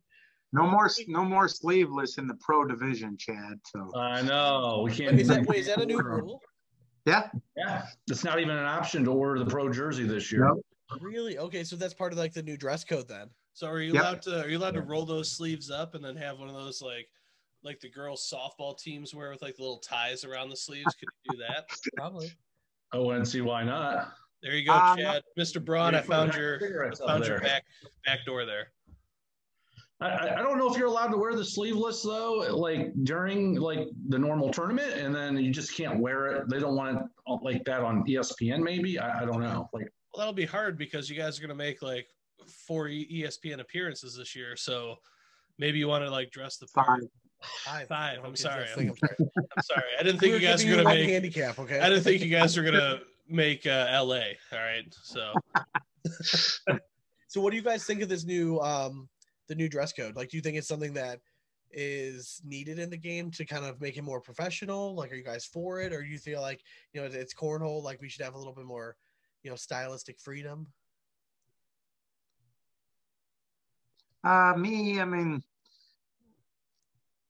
I don't really, because I don't wear it, so it didn't really affect me. I didn't even really think about it until you said it, you know. So, but I can understand where they want people to have a uniform, you know, everybody to look the same. I get that. It's called a uniform. I see both ways. So I haven't really even thought about it. Yeah, you're the controversial one, Mr. Braun. Yeah, I just don't like the sleeveless thing, because I'm comfortable wearing, you know, sleeveless shirts. Because for me, the way I'm built, like if I get a large regular shirt, it's going to be too tight on the, you know, with sleeves. It's going to be tight on me. If I get an extra large regular sleeves, then it's going to be too big. But I get a large sleeveless, it's perfect, because that gives me the room I need in the guns department. Yeah, so Mr. Braun's just bragging about his broad shoulders and being the athlete that he is. But I mean, my thing is, I do think it robs you of one of your best attributes, which are the biceps while you're throwing. Everyone loves seeing those. But on the other side of the boards, you got Mr. Webb now at the other end, who's got the hair. True. So, I mean, at least one of your guys' great attributes can be shown off at all times. So I don't think it's a loss. Yeah, well, I definitely don't have the hair. Well, Chad, I have a barber as a sponsor. You could get a tailor as a sponsor to do your uniforms for you. Oh, snap. Yeah. That's something unique. So you have a barber that's your sponsor. Yeah. I believe it. Yeah, it's just free haircuts for the year. Push his business, which is he's the best barber around. Limitless Barbershop, Jay. Okay. Yeah. Is he gonna make his money back on you? Because it looks like you get your hair cut like every. I highly doubt it. I spend about $4,500 a year in there. So, Mr. Braun, I got to ask you, first of all, I see you, you're sneaking a drink every once in a while. I know you're a bourbon connoisseur. What are we drinking over there today? Got a little Angel's Envy going on tonight. Okay. Very tasty. It's a fine bourbon. You know, for those of you nice on there.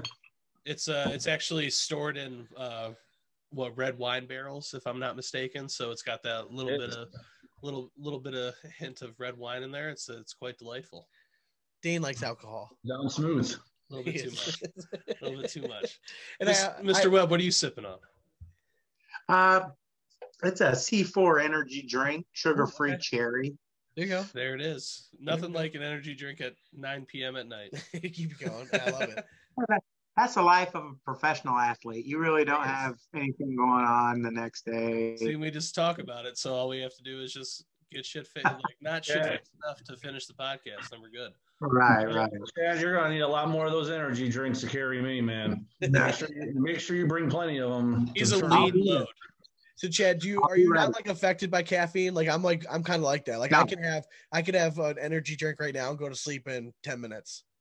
I can drink 48 ounces of coffee a day and 4 energy.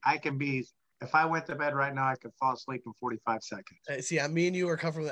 Caffeine. See, for Sean, that's just because of his sleep apnea. Yeah, well, that too. He never really gets a real. But there's actually studies out there that says people who fall asleep quickly are not very intelligent. So that's probably shit. God, my head hits the pillow and I'm out. So that does explain a lot. Hey guys, can we stop talking about this whole sleeping and snoring business? Because my wife's in the other room. I know she hears it. And she's going to come over here and start yelling at me because she claims that I snore. So, Mr. Braun, I got to ask you, how's dad life? You're a new dad. You're proud new dad. Yeah, awesome. Love it. So little Stella, girl, how old? Yeah. She's a little over 3 months. And we just discovered before we started recording that our kids actually go to the same daycare, which I had no idea.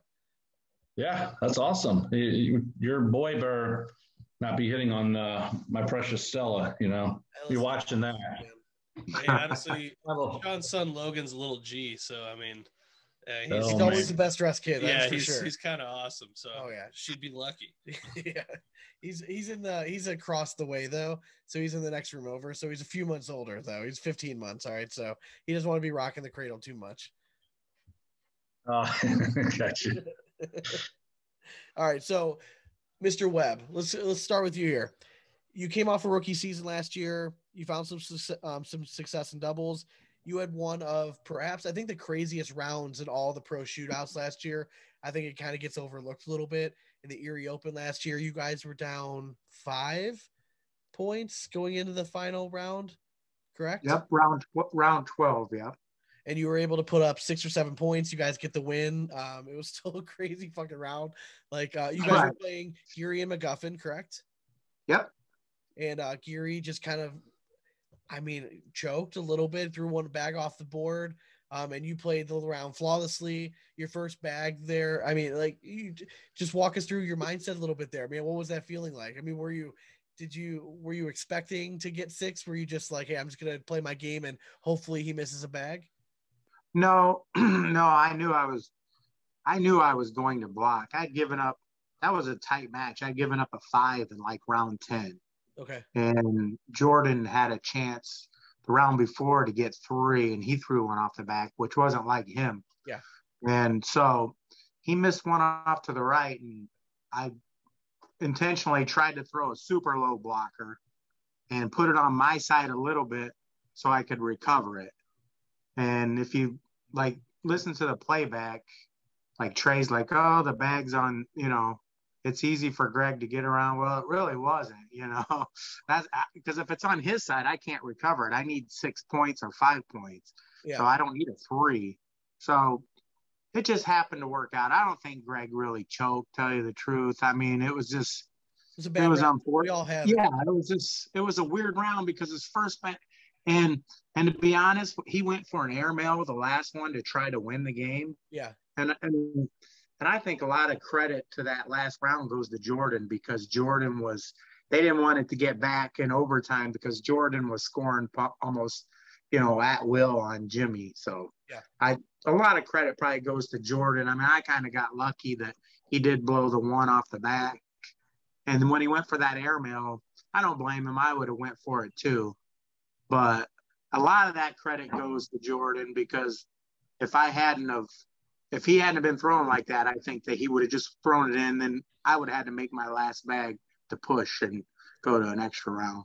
Well, I got to tell you, it was a pleasure seeing that, because that was our first time ever sitting down and watching a live broadcast. Yep. So it was awesome to be in that moment.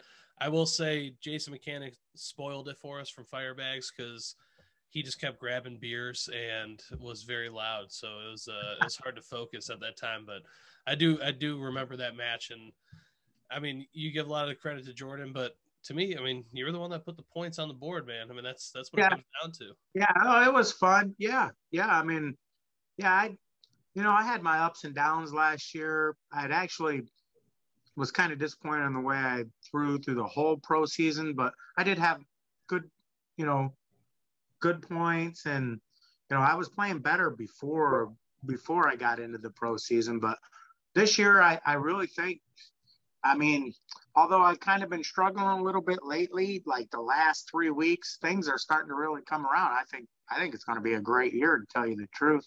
Well, I mean, you found yourself a seasoned vet as a partner too, and right. I mean, Yeah. Chad Braun, we've luckily we're in your area. We get to see you throw a lot, and like, there's very few that can call themselves as consistent as you are. So I think that this duo is going to be very, very nice throughout this season.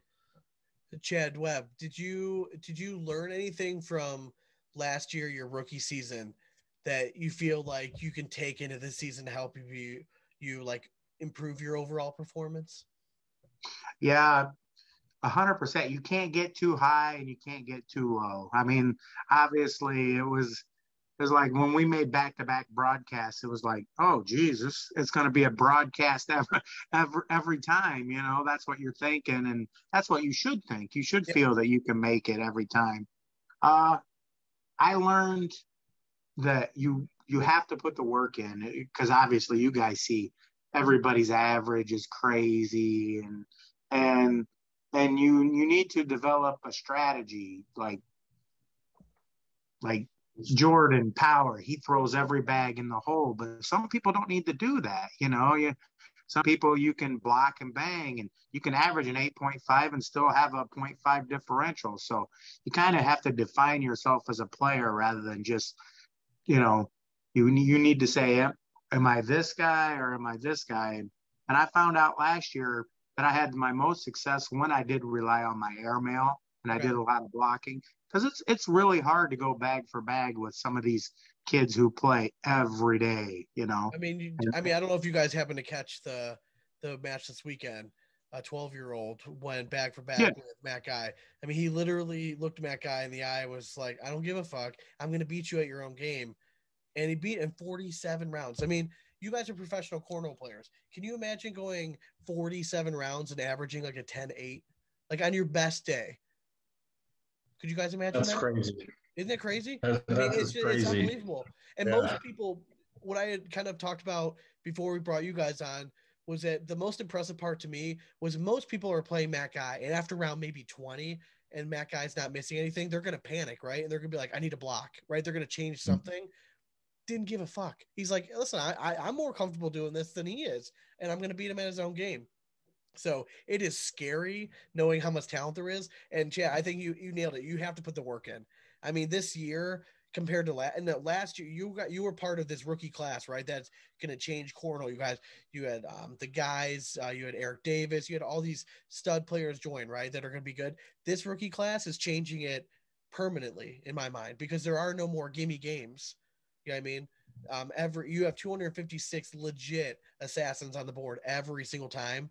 And if you don't put the work in, you're not going to find yourself at the end of the day very often. Now, Mr. Braun, what I wanted to bring up was you had been partnered up with Eric Anderson for a few seasons, and you guys had some success as a doubles team. You guys made several broadcasts. But last year, you actually had a lot of success in singles. Is there anything particular last year that you attribute to your kind of coming onto the scene in singles? Because, I mean, I don't think a lot of people, unless you're like myself, who is a huge cornhole nerd, realize you made some really deep runs, like through the losers bracket, where you won like 8 or 9 matches in several nationals and made a deep run where you had like a top 5 finish in the bracket. What changed? Like, why? Not that you were ever like a bad singles player, but you were more known for being a doubles player with Eric. Did something switch last year? Yeah, you said it there about being in the losers bracket. There was only one, I think it was at the championships.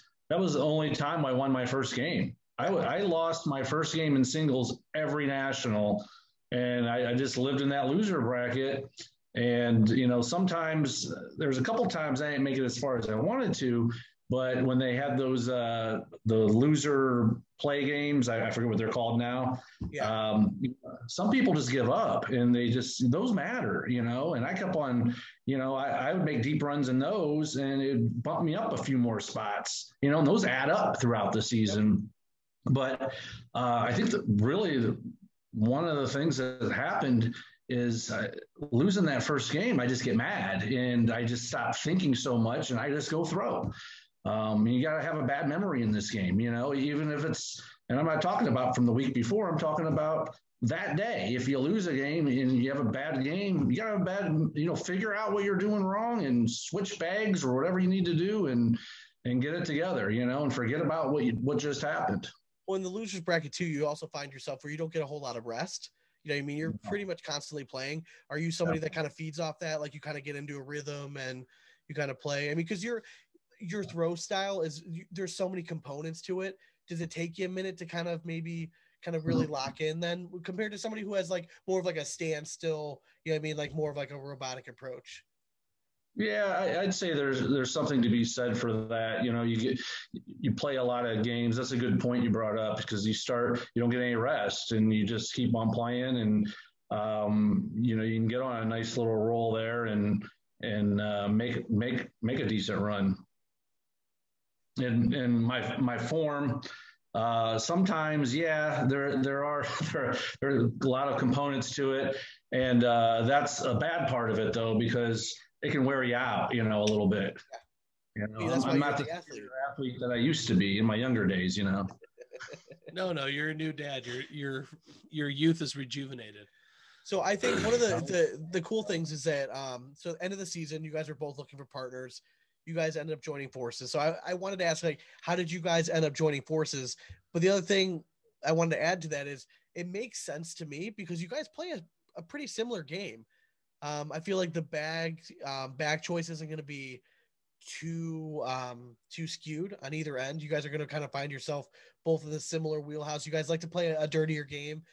You guys like to block a lot, airmail. How did you guys end up deciding this was a good fit and let's kind of roll with it through the season?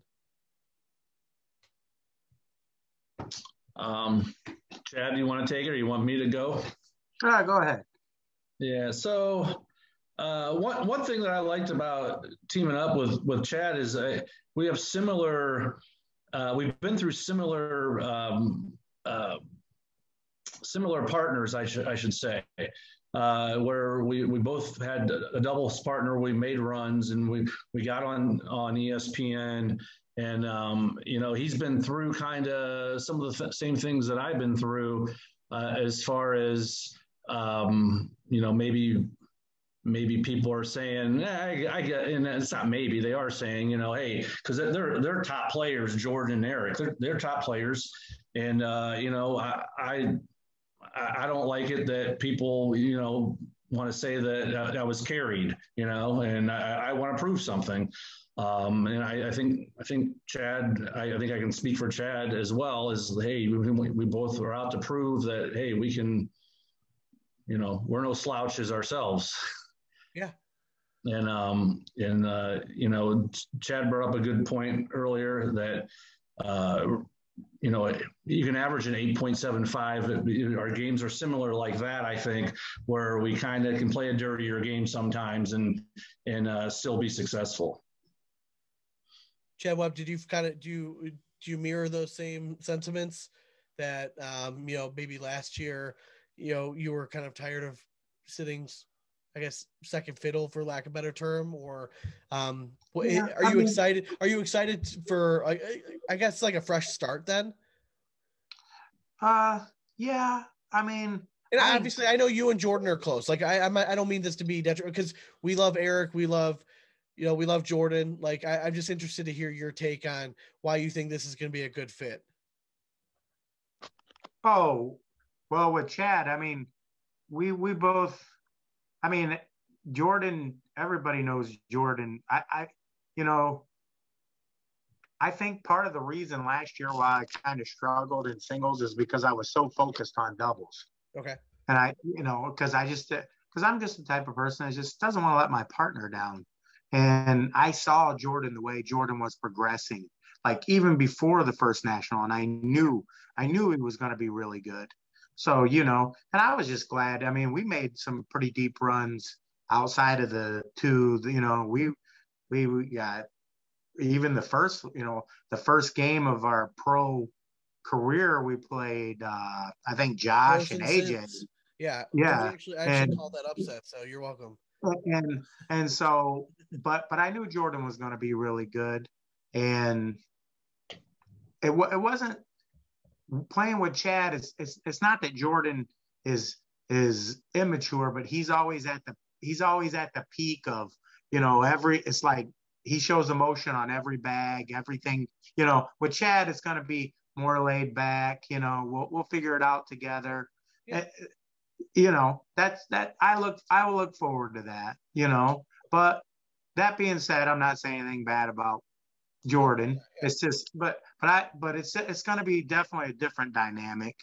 I mean, the thing is, we really have to get it together as far as because we probably aren't the elite players like when he had Eric on the other side and I had Jordan. So we have to both be on at the same time.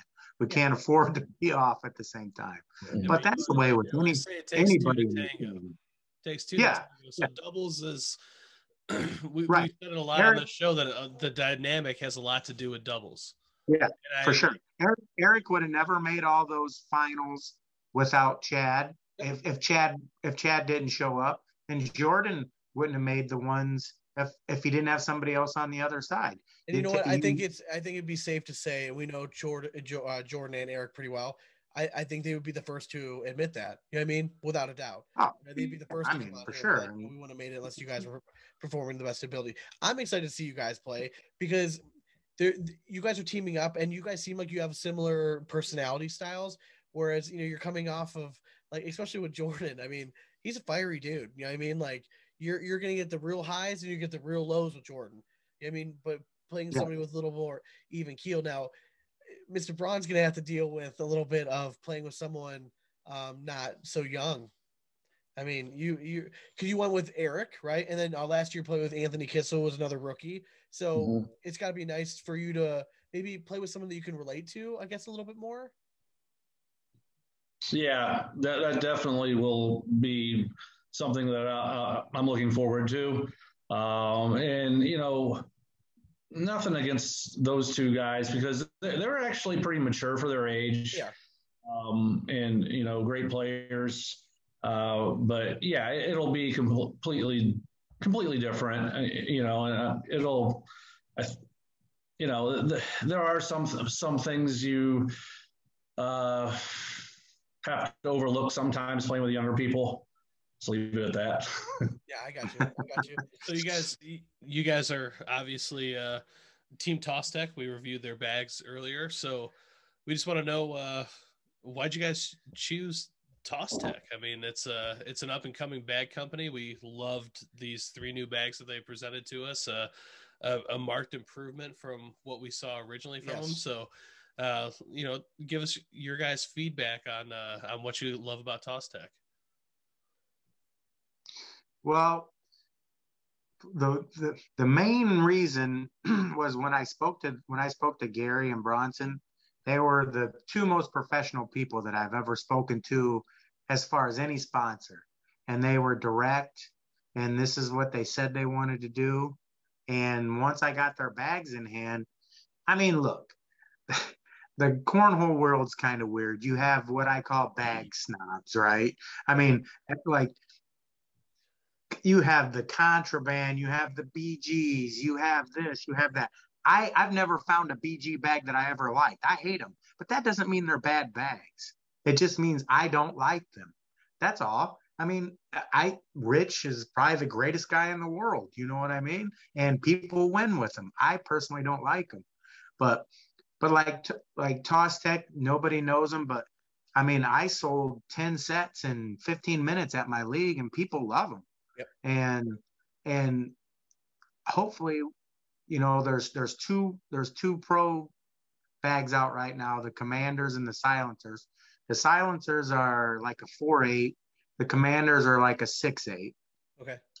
And people, when the best part about Toss Tek is if you order it, these bags will be shipped out the next day. There's no waiting, there's no line, and they're good bags. Yeah. And these people, they stand behind their product too. If you go to their website, you'll see that they stand behind their product. You're not paying an inordinate amount for bags. You're paying the right amount, and you're not waiting forever like some companies. And they'll remain. And I just think, right. But you know, a lot of people say, oh, well, this bag or that. If you put Matt Guy switched to Fire Cornhole, you don't think Matt Guy would have won last year if he would have went with Reynolds, or if Matt Guy would, you know, what I'm He might have saying even is, thrown even better with Reynolds, in my opinion. But right. that's just But but my point is, if the bags are serviceable, and these are really good bags, I mean, I'm starting to really love the Commanders. I mean, to me, if I had to compare them to anything, they would.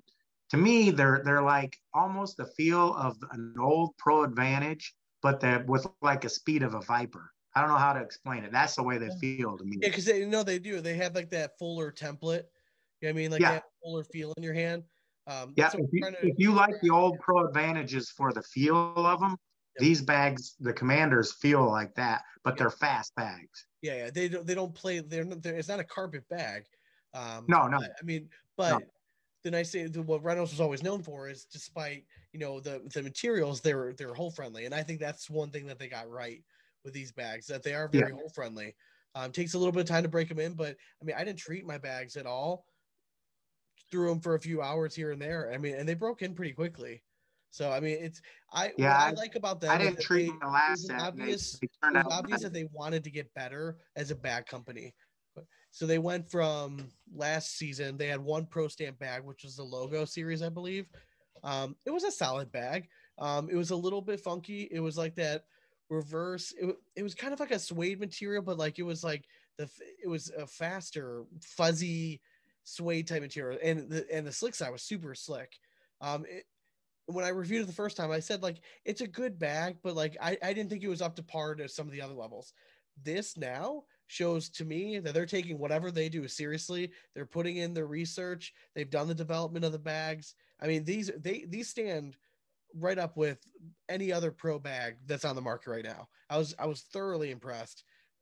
Just the level that they went from year one to year two. And that's what you want to see in a company, right? You want to see people that are excited about the product, that they're not just sticking with the same old shit. They're willing to listen to feedback and to put out a new product. I think that's why it's a nice fit for you guys. And you guys are an opportunity to put them on the market. You guys are going to be that.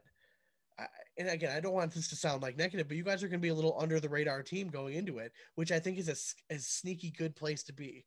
You know what I mean? Yeah. Going into the season where there's so much hype to everybody, being under the radar is going to be a good place to be right now. I like where you guys are sitting right now. And you know how all sports are, and especially cornhole. There's so many under the radar. Like last year, I mean, no one would ever thought Jordan Power would be as good as he is, but there's always those breakout people, and these bags are sneaky good, and I think we're going to have a good year with these bags. I really do. And their customer service. Yep. I just go back and forth. Like the Commander is so hole friendly. They just kind of drip into the hole. Okay. The silencer is really like, if you want to block and bang with those, you can. Okay. Once they're broken in, they're pretty slow on the slow side. Okay. Like when you first throw them, people are like, "Oh, these are too fast for me." I'm like, "Nah, you gotta break them." They're like the pro snipers. Like, once the pro snipers are broken, they're like a 4, and that's the way these are too. Well, they sit nice though. The silencers. Like once they're broken in, you're saying how they stick, but they don't kick. They're when they hit, they sit nice. They're gonna sit right where you want them too. And just to go off of what Chad was saying about how their customer service is great. I mean, these guys are constantly talking to us and saying, what do you like? What would you like to see? And like, they're like, I like these bags too, but they're just getting started. I mean, they're going to, they want to get better as a company, and they want to make, their pros happy and their customers happy as well. It's exciting. I'm glad to see where they're at. I've always liked I don't know why. I've always been a fan of like the black and purple like color scheme that they have. Hell yeah. I don't know if it's I think it goes way back. Chad, you might remember this. Maybe not. So Cleveland had an NHL team, Lumberjacks, baby. No, an I NHL love the team. Lumberjacks. An NHL team? Yeah, called the Gladiators. Oh, Or, I'm sorry, the Crusaders. They Oh. were called the Cleveland Crusaders for 1 year. Look it up, people. Yeah. Look it up. 1 year, and they were black and purple and silver, very similar to the Toss Tek colors.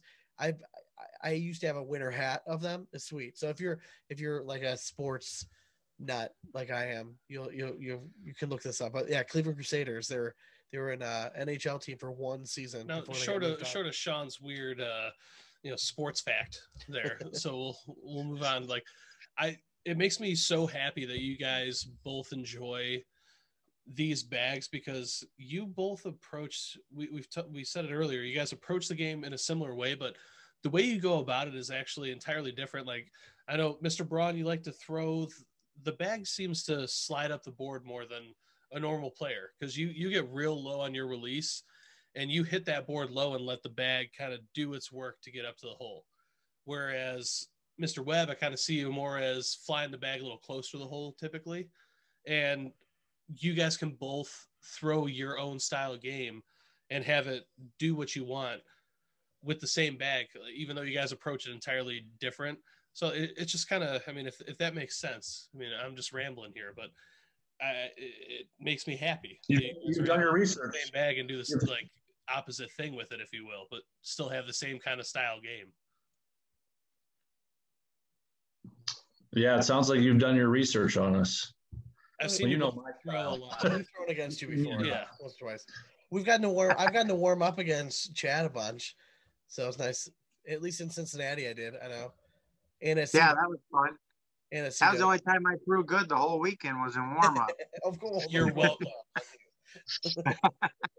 It's a calming demeanor on the boards. That's what does it. So I wanted to bring up before we get into like listener questions and stuff. So this Friday they're starting this ACL team concept, right? So they're doing the draft and everything.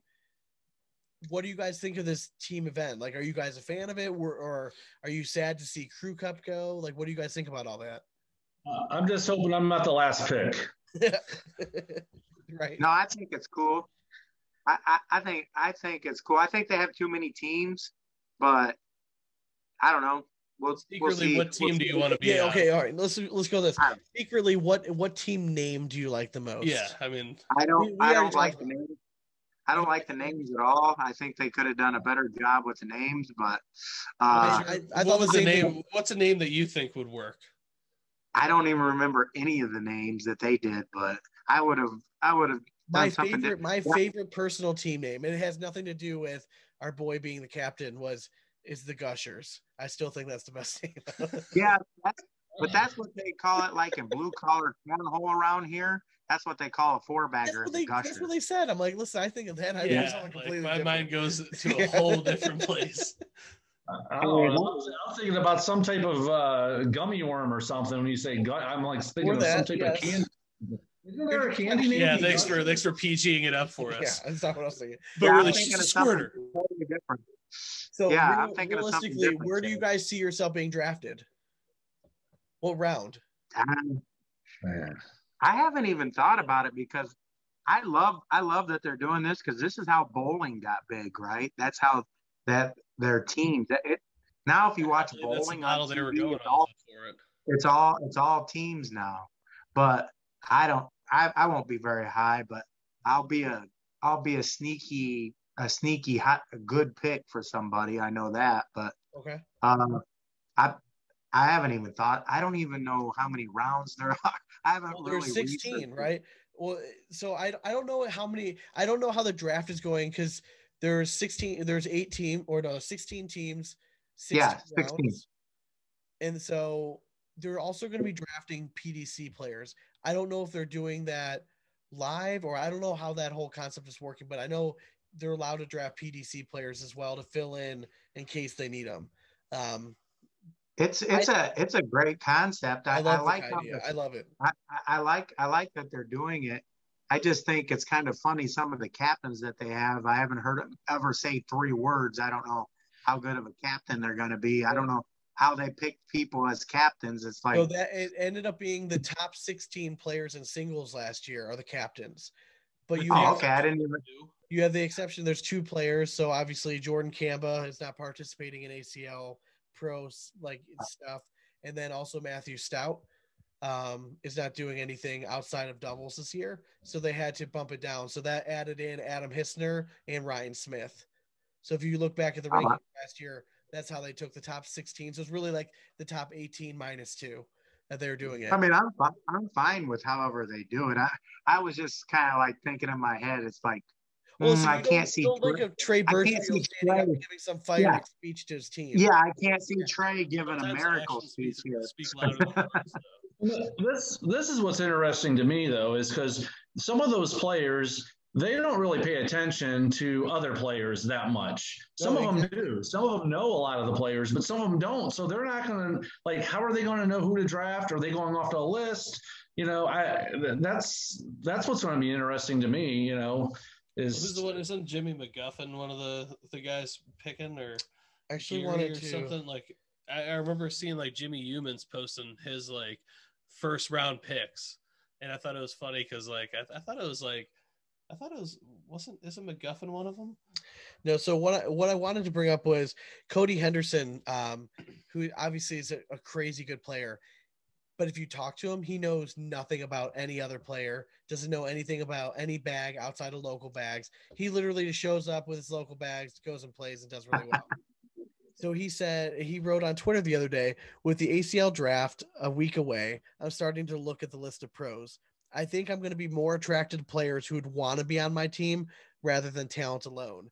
Everyone at this level can be great. So being on a team you really want to be is part of bringing that out. I think, to me, he strikes as somebody that I would want as my captain. I don't know why, because he's me too. Is he going to know the talent enough across the board to really nail like his first few picks? Because I think the first 2 rounds you're going to have pretty obvious. Like the first overall pick, Ryan Smith, I'm pretty sure he's probably going to go Matt Guy, right? I mean, it just kind of makes sense. He should probably go Matt Guy, I would think. Pretty obvious. I think you can have an argument that like Jay Rubin's going to be up there. You're going to have Jordan Power that'll be up there pretty high. There's some names that come to mind right away that'll kind of pop out there. If you had, let's say, a top 5 pick, how are you thinking about drafting a team? Are you thinking of acquire talent first, worry about matchups later? Is your first round going to be someone that you yourself would want to play with because you feel like, hey, if I'm the captain of this team, I want to play with someone that I'm comfortable with and I feel like we can go out and win against anybody? Or is it, I'm going to pick my friends, or I don't want to make any enemies? Like, how are you going to go about this if you guys were captains? I guess if it's like the perfect scenario, if you have somebody that throws the same bag as you and they're great, then yeah, sure, that would be the obvious pick. But if say the first 5 people that you're looking at, they don't throw the same bag, I'm just going off of who's the best player probably and figure itself out from there. If you had the first pick, who are you going with? Who, me? Yeah. Jordan. Okay. Yeah, it makes sense, right? So over Matt Guy. You would take Jordan over Matt Guy. Is it because of your relationship with him, or do you believe that he's just as talented as Matt?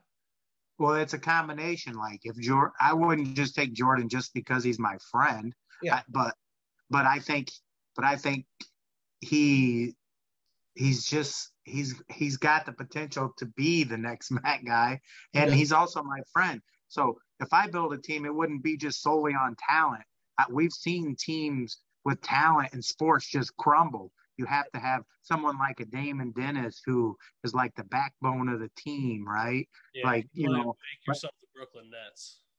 Right, exactly. You have to have the gritty people, and you have to have the people who can get along, and the people, you know, I mean, it's kind of cliche to say, but you have to make a team, not just a bunch of talented players, because we've all seen talented players get together and fail in a team sport before, and it happens more so than not. Well, and the last thing I think that you want on your team is someone that doesn't want to be on your team. Yeah, you don't want Debbie. You don't want That's to pick somebody that like you drafted, like, God damn it, like I really wanted to be on so and so's team, and then they're like just pissing and moaning the whole season. You know what I mean? Like that's not gonna be good for anyone. So I think that does it. If Yeah. I were a captain, I'd be calling around, be like, hey, would you be interested in being on my team? If you're available here, I'm gonna pick you. Like I think it's smart because listen, there's money on the line. I would want to win. I think everyone on my team would want to win, and that's what I'd be telling everyone. Like, fuck feelings. Let's go win some fucking money. Like we're pro players. Let's go win some money. If I was going to be on somebody's team, I would want to be on like Bernasette's team because I think Steven's one of the most cerebral players in the game. Yep. And I think he would actually put the time in to picking a real team rather than just saying, who cares about all this anyhow. I think there are some like players him that are really putting some. I know for a fact that like Eric Anderson and I have talked about this before. You know, we've talked about who would be a smart, you know, first round, second, third round player for him to go with, and we've talked strategy, and we were kind of just going back and forth a little bit. I kind of let him know like if I were in his shoes, who I would go with, and just based on his style of play and the type of team he's developing, but. I've heard around the league, there's a lot of guys taking that approach, though. A lot of people are so many really doing their research this year, so it'll be interesting. Even if you're like a pro that it's pretty well like social, right? Like let's say Cito Soto was in this draft, right? So obviously he's a PDC player this year. If he was in this draft, he knows everybody, right? He knows everybody. He's friends with everyone across the league. But if you have a pro that's the opposite of that and they don't really socialize with anyone, they're going to really struggle later on. Because they're not going to know who to kind of go with, like that deeper talent. Because, like I said, this year's class of pros is so talented from top to bottom. Yeah, there's not too much left. 252 are just straight killers. So one of my favorite stats was Matt Guy was averaging through the season was like a 10.84 or something like that, like through all events. The second place person was 10 something. I can't remember who it was. It was Bill Hadley, right? Bill Hadley's PPR was the same distance as it was from Matt Guy to him as the number 2 ranked player to number 78. I mean, that to me that just shows like how close the field is when you go down to it. So I'm excited for it. I think it's a really cool concept. I think the ACL definitely dropped the ball on the jerseys. Like I'm gonna talk about it all episode. Listen, man, like they had an opportunity here. This is a cool opportunity to like do something new and exciting, and then they just went with the same jersey for every team, just like different color tones. I don't know. But I think being it's the first year, you know, it's refinable. You know what I mean? Bail him out. Thank you. Because honestly, like this guy over here, he's such a critic. I'm like. I actually kind of thought they were nice looking. I didn't mind them. Sweet. I think it's a great avenue to grow the game because I saw what happened with bowling, and I was never a bowler, but I used to watch bowling on TV, and then I was like, what is this bullshit? And it's the team stuff, right? Yeah, honestly, that's how it's going to go, though. Like we're going to have companies buying into these teams, and eventually those will be the team names. I mean, I can honestly see us having like Team Manscaped and Team Johnsonville. Like I think all that stuff's going to happen eventually. Like they're going to sponsor these full teams, and I kind of see that as the direction of going. And to me, it's not a bad route. But this is the first not at all for the teams.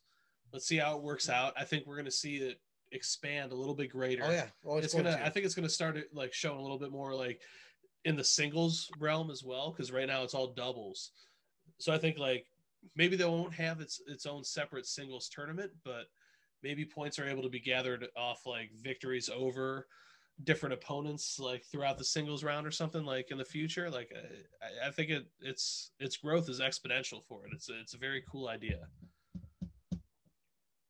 I'm just looking at the jerseys right now while you guys are talking. I'm like, yeah, they kind of look like baseball jerseys, I guess. Yeah, I know they don't have sleeveless, Chad. All right, I'm sorry. Well, listen, like if they would have done 8 of the teams the same, like where it's like the cut across and it was a 2-tone, and then 8 of the other ones something different, I would have been okay with it. I just thought it was like I just thought it was lazy.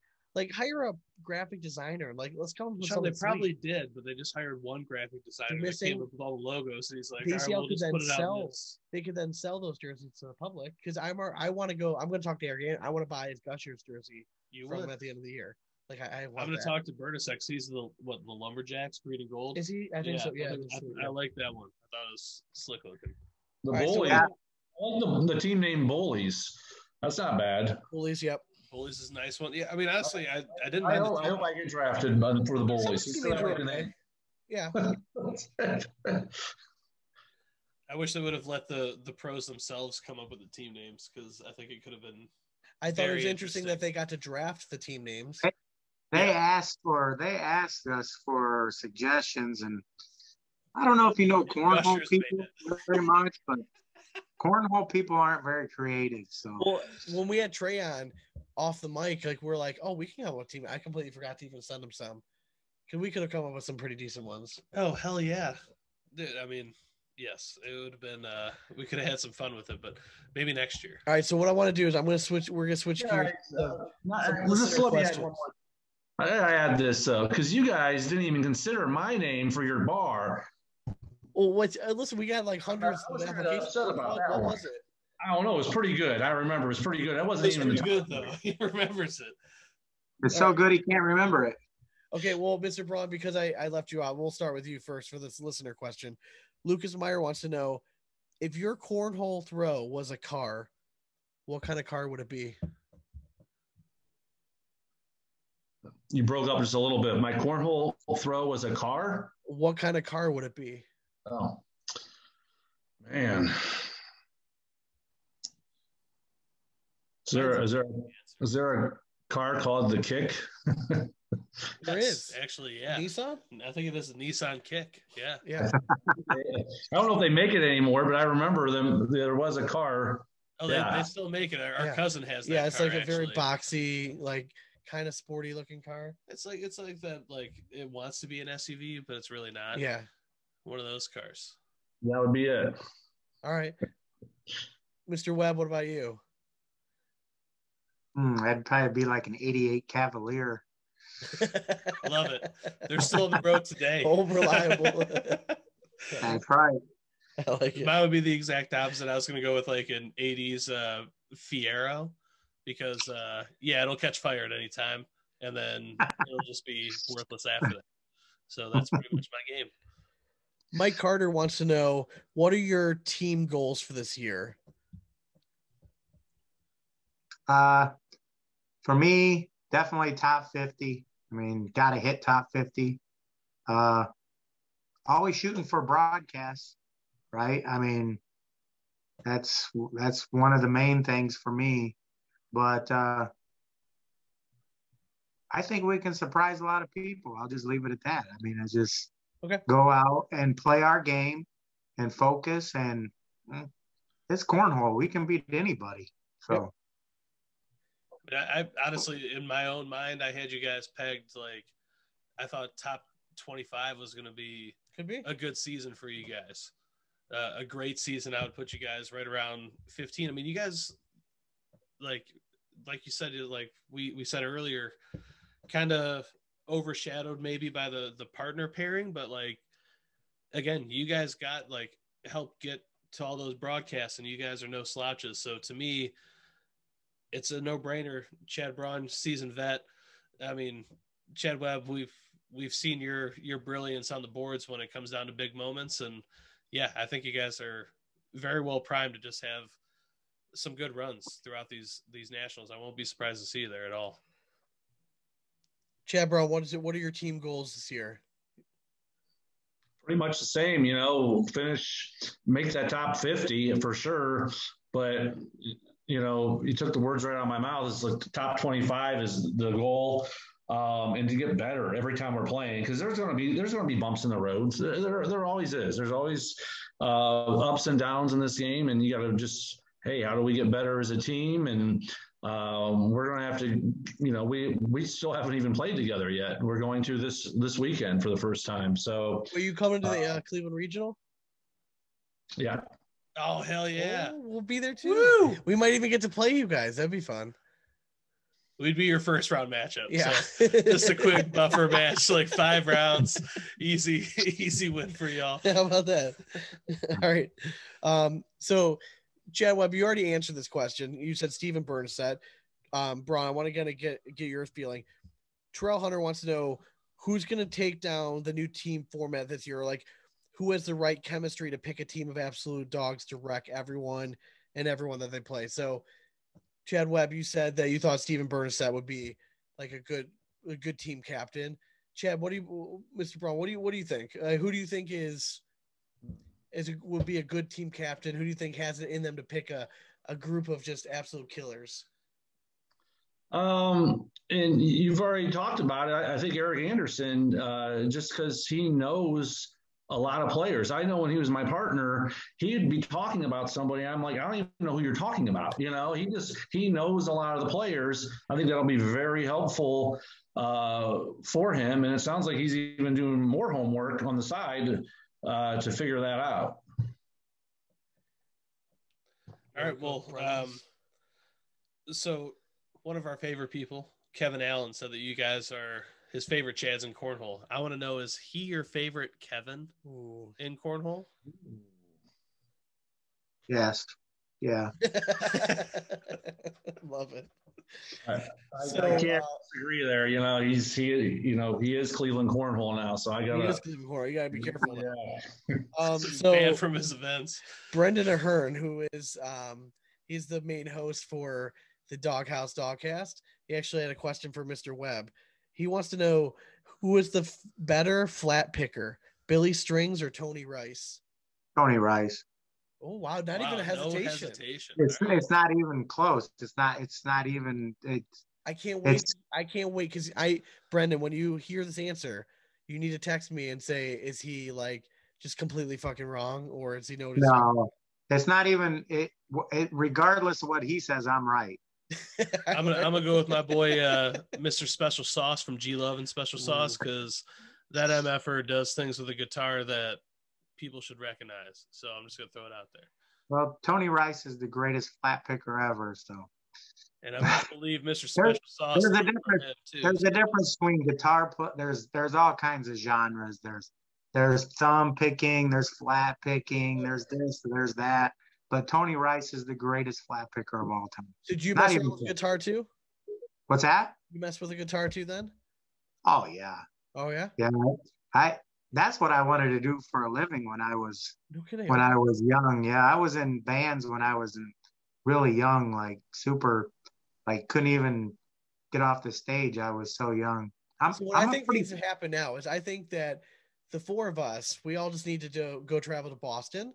And we need to go hang out in his garage bar. You and Brennan can just entertain the rest of us as we get hammered. You guys can just rock out and jam. I mean, I know Chad's good with that. Yeah, so Brennan, you just need to let us know when we're allowed to come up to your bar and do a little cowbell. Yeah, that's it. No more cowbell. It's overused. All right. So one of my favorite, I like this question a lot. Nick Courier, he's a frequent listener question guy. He wants to know, what would your cornhole nicknames be if you had to base off your favorite childhood cartoon? I actually thought about this one a lot today because he wants us to answer. Yeah. Mm-hmm. Did you?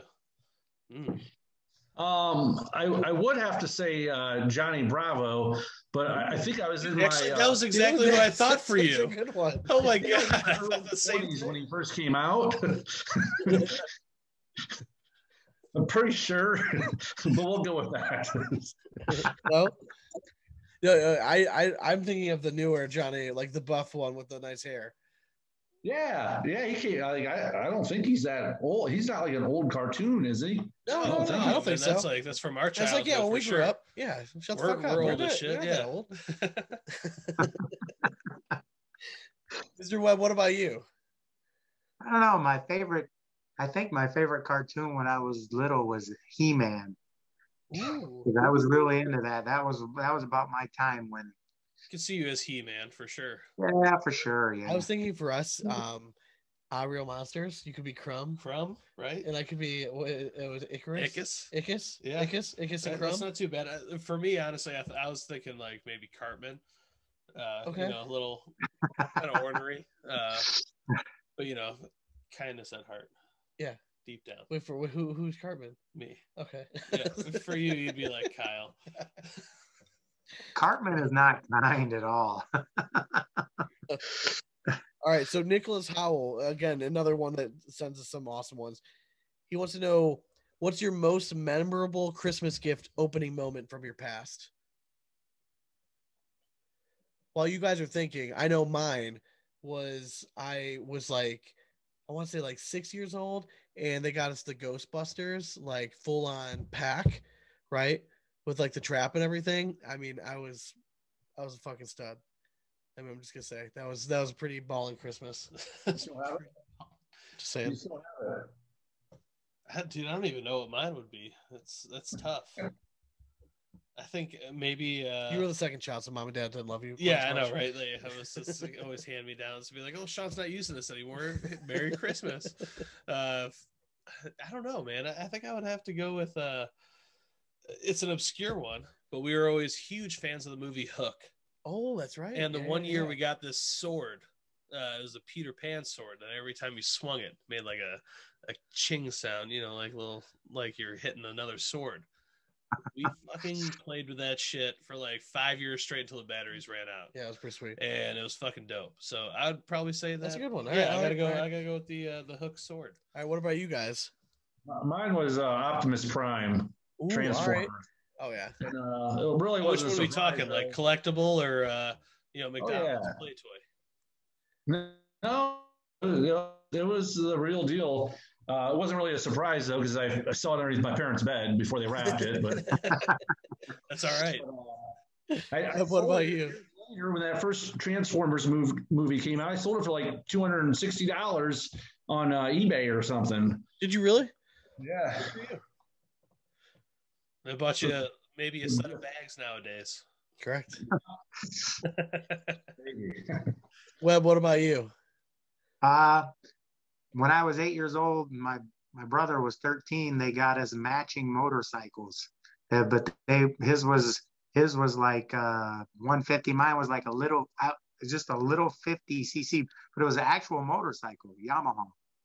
What? Yeah, there wasn't a mini bike. It was an actual motorcycle. 80s were a different time, man. Yeah, Jesus, that's sweet. That's pretty ballin'. That was 1981.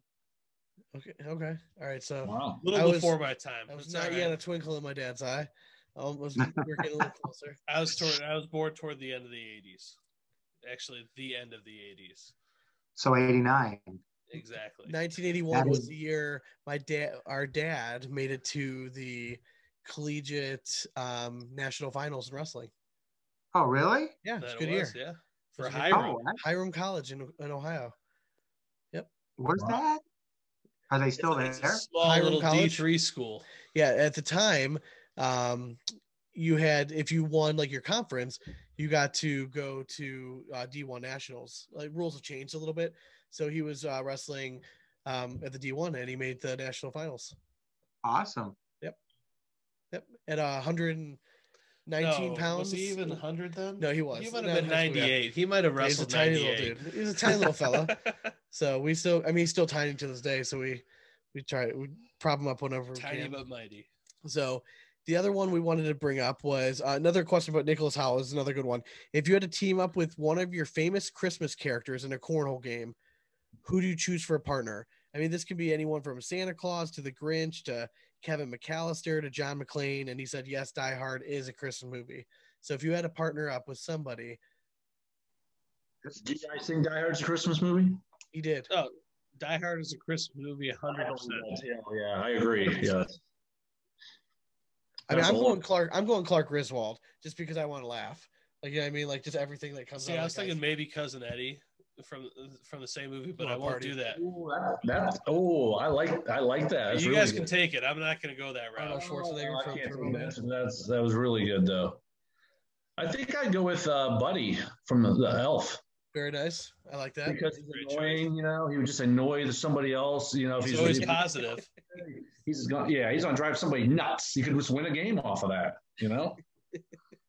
Mr. Webb, what do you think? It'd be like playing against Rob Smith in Cleveland. Yeah, we're just nice all the time. I hate Christmas. I don't like Christmas movies. I don't like anything about Christmas. Whoa. I think humbug. Let's You dive going into this Scrooge? for a second. Why don't you like Christmas? What did I get myself into? well, Like well, Christmas. there's like a 400% rise in heart attacks during the Christmas holidays. True.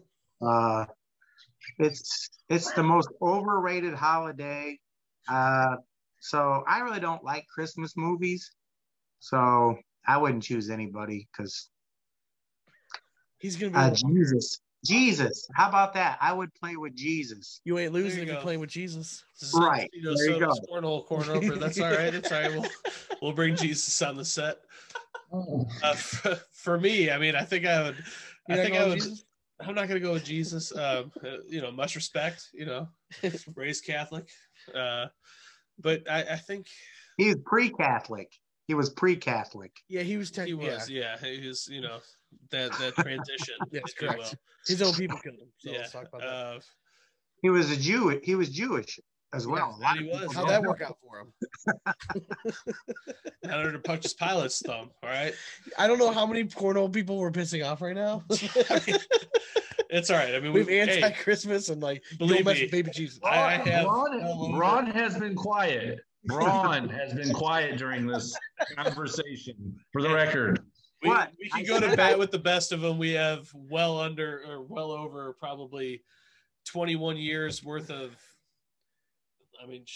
42 years between the two of us of collegiate and lower levels of theology. So And we have a Jewish uncle. and we have a Jewish uncle. So, It's fine. he's We're taught allowed us to a say lot. stuff. We well, hit as long as Seder you have a supper Jewish and stuff. We uncle, know what's up. yeah, Yeah. you can tell all the jokes if you have a Jewish uncle. Yeah, Yeah, we right? do. Yeah. We do. All right. So for Yeah. me, I'm gonna go a little off the wall Okay. for my Christmas picking. Give me Rudolph. All right, because Rudolph. he's not invited to those reindeer games, Doesn't have hands. but he could show up and show out. You don't need hands to play. He cornhole. lacks. Okay. He lacks opposable. Underdog. You're going with the underdog. He is going to the underdog. Damn right. And Mm. guess what? He always prevails. I've seen Ooh. him Yeah, but he- 1,000 times. He always ends up prevailing. So I'll take him. We're gonna end on this last with Uncle question. Eddie. I think it's too perfect. With Uncle Eddie. Brian More- Schurmeister wants to know, and Chad, you already answered kind of what's your least favorite Christmas tradition that everyone else loves? So you just hate Christmas. Yeah, just Christmas in general. Chad, is there a Christmas tradition that you're not a big fan of that everyone else I loves? love everything about Christmas. I'm gonna make up for my partner. I can't wait for you guys to be partners now. Can you please show up and just like a wreath. decked out? Yeah, just have like a full wreath. Both of you guys should be throwing in just straight Christmas sweaters on this Saturday. I look forward to it. I might throw with Christmas bags if we play against you guys. We have them. Terrible. And Christmas eggnog is the worst thing ever made. Who would make a Okay, drink out of it? Yeah, I agree. Eggnog, That- I'm actually honestly, there that with might you. be mine. That Just might give be me my straight yep. liquor. I'm fine. I don't need the dairy. Oh yeah. I just get all gassy from it. It's ridiculous. Sean, what's your least favorite Christmas tradition? I think eggnog. I think that's what I was Eggnog gonna say. is Yeah, I can't get gonna go into that it. route? It's just gross. Yeah. Why? Disgusting. It is. It's terrible. For me, I'm gonna sound like a curmudgeon, but I'm gonna go with gift giving. It's very stressful, and I find a lot of stress in that, and it does bother me. And at the end of the day, I know it really doesn't matter. It's the thought that counts, but It does though. when it comes to my thought, It matters. that's what keeps me up at night. So it does bother me. That's what poor people say. Dave. And I don't Yeah. understand why we celebrate. Welcome me. Why do we celebrate Christmas in December when Jesus was born in the spring? Hey, we Right. don't talk about Listen, that I in wanna have- Catholicism. all I'm right? gonna start another podcast with the not cornhole related. I'm gonna have you on, and we're gonna have a lot of fun. Yeah, I we can't can really wait. talk. I We can cannot really wait. talk some Yes, stuff this is for sure. and this is gonna happen. We've been talking about this for a while. We're hoping to We can mix Catholics. Catholics and cornhole. Catholics and that? cornhole. Catholics and Oh. cornhole. Easy. It's alliterative, and it's Catholics and Hard to cornhole. watch. There's just I have so many opinions on things outside of cornhole and other sports that I've been trying to brainstorm on a name of a different podcast. Now my wife will absolutely kill me if I do another one, but I'm pretty close there already. So we're gonna probably start another one of some sort of like sports / life kind of podcast to see if we can kind of kick it off. Because as much as I love cornhole, sometimes it's the after conversations that I have with people that have nothing to do with cornhole that I have the most fun with. Yes. That I feel 100%. like I'm like, what? Why aren't we like talking about this stuff? We're talking about the Patreon, Sean. That's what we're talking about. So we'll see. But guys, thank you very much for taking some time out of your day. I know, Chad, obviously you have a little one that's sleeping. So the fact that she's been sleeping through this whole thing, that's a bonus. Hicks, yeah. I don't think I think they both went upstairs, my wife and her. So maybe she did wake up. I don't know. So you're welcome. Well played. Well played. I get that completely. I get trouble Yeah, now. shot of bourbon. We're good. Yes. Mr. Webb, it's always a pleasure hearing your controversial takes. I love it. I wouldn't call Jesus controversial. He's not. He's number one in my heart.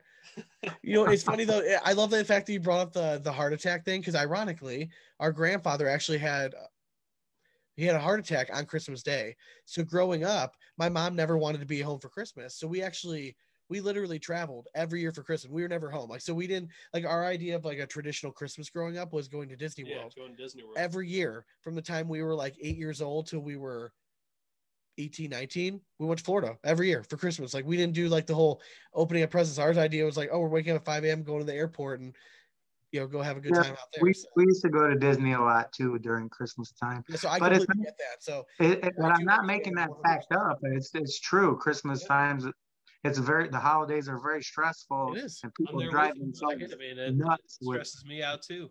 I get it. Buying gifts for their children that they can't afford, trying to buy gifts for their whole family. Angel envy. That's what this is for right here. All right, so we'll let everyone else go at home, and then we'll have you guys hang on just for a few minutes. But thank you for tuning in. Thank you to Chad and Chad. You're obviously the best-looking Chads in Cornhole. We wish you guys all the success this season. I want nothing more than to see you guys on an ESPN broadcast this year. So if you could make that happen, it'd be great. All right. Appreciate you having us on, man. Oh, yeah, thanks a lot, guys. Before we let people go ahead. You guys got any let's plug the sponsors. Yeah, you guys get them out there. And you know, obviously we talked about Toss Tek. Do you guys have any other sponsors you wanted to shout out?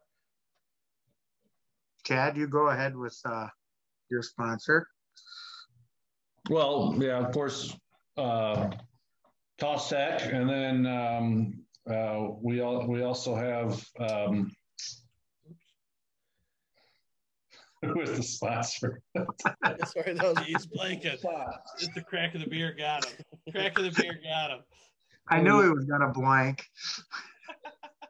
You got the sponsor, Chad. You should way to put it on. And well, my wife works there too, and I just he doesn't even know where his wife works. Sorry, he's a busy guy. He's got a 3-month-old at home. Yeah, I get that. All right, 100%. I get that. I have been up since 3:30 this morning, so. Chad Webb, take it away. It's two names. That's why I'm like, I want to get it right. You know, it's like because they combine companies, and I'm trying to get it right. Well, you go ahead, Chad. We'd like to thank Toss Tek as our main sponsor, and the other sponsor that Chad can't think of, a transportation company. Okay. Transportation company. And obviously, Fresh Cuts. Right. And yeah, yep. Limitless Barbershop, Glass City Baggers. Now these aren't our main sponsors. But Glass City Baggers, you got Bearded Boards. I'd like to thank all of them. Awesome. Well, you guys are welcome on anytime you want. You know that. Just give us a holler. We'll get you guys on for sure. We always have fun with you guys. You guys are an easy interview for us. So we'll have you guys hang on just for a minute. We'll let everyone else go. But as always, Working group. That's what it is. I got it. Yes. Shout it out. What is it? Say it again. Well, it's the Torsen Group, and it's their garage door company. They make garage door parts for all your needs. So there you go for your garage door needs. Love it. He looked it up. Oh, I just saw it. You guys know how it goes. We hope you throw a lot of 4-baggers and stuff. So two things on our jersey. Some shit. It's very confusing. Later.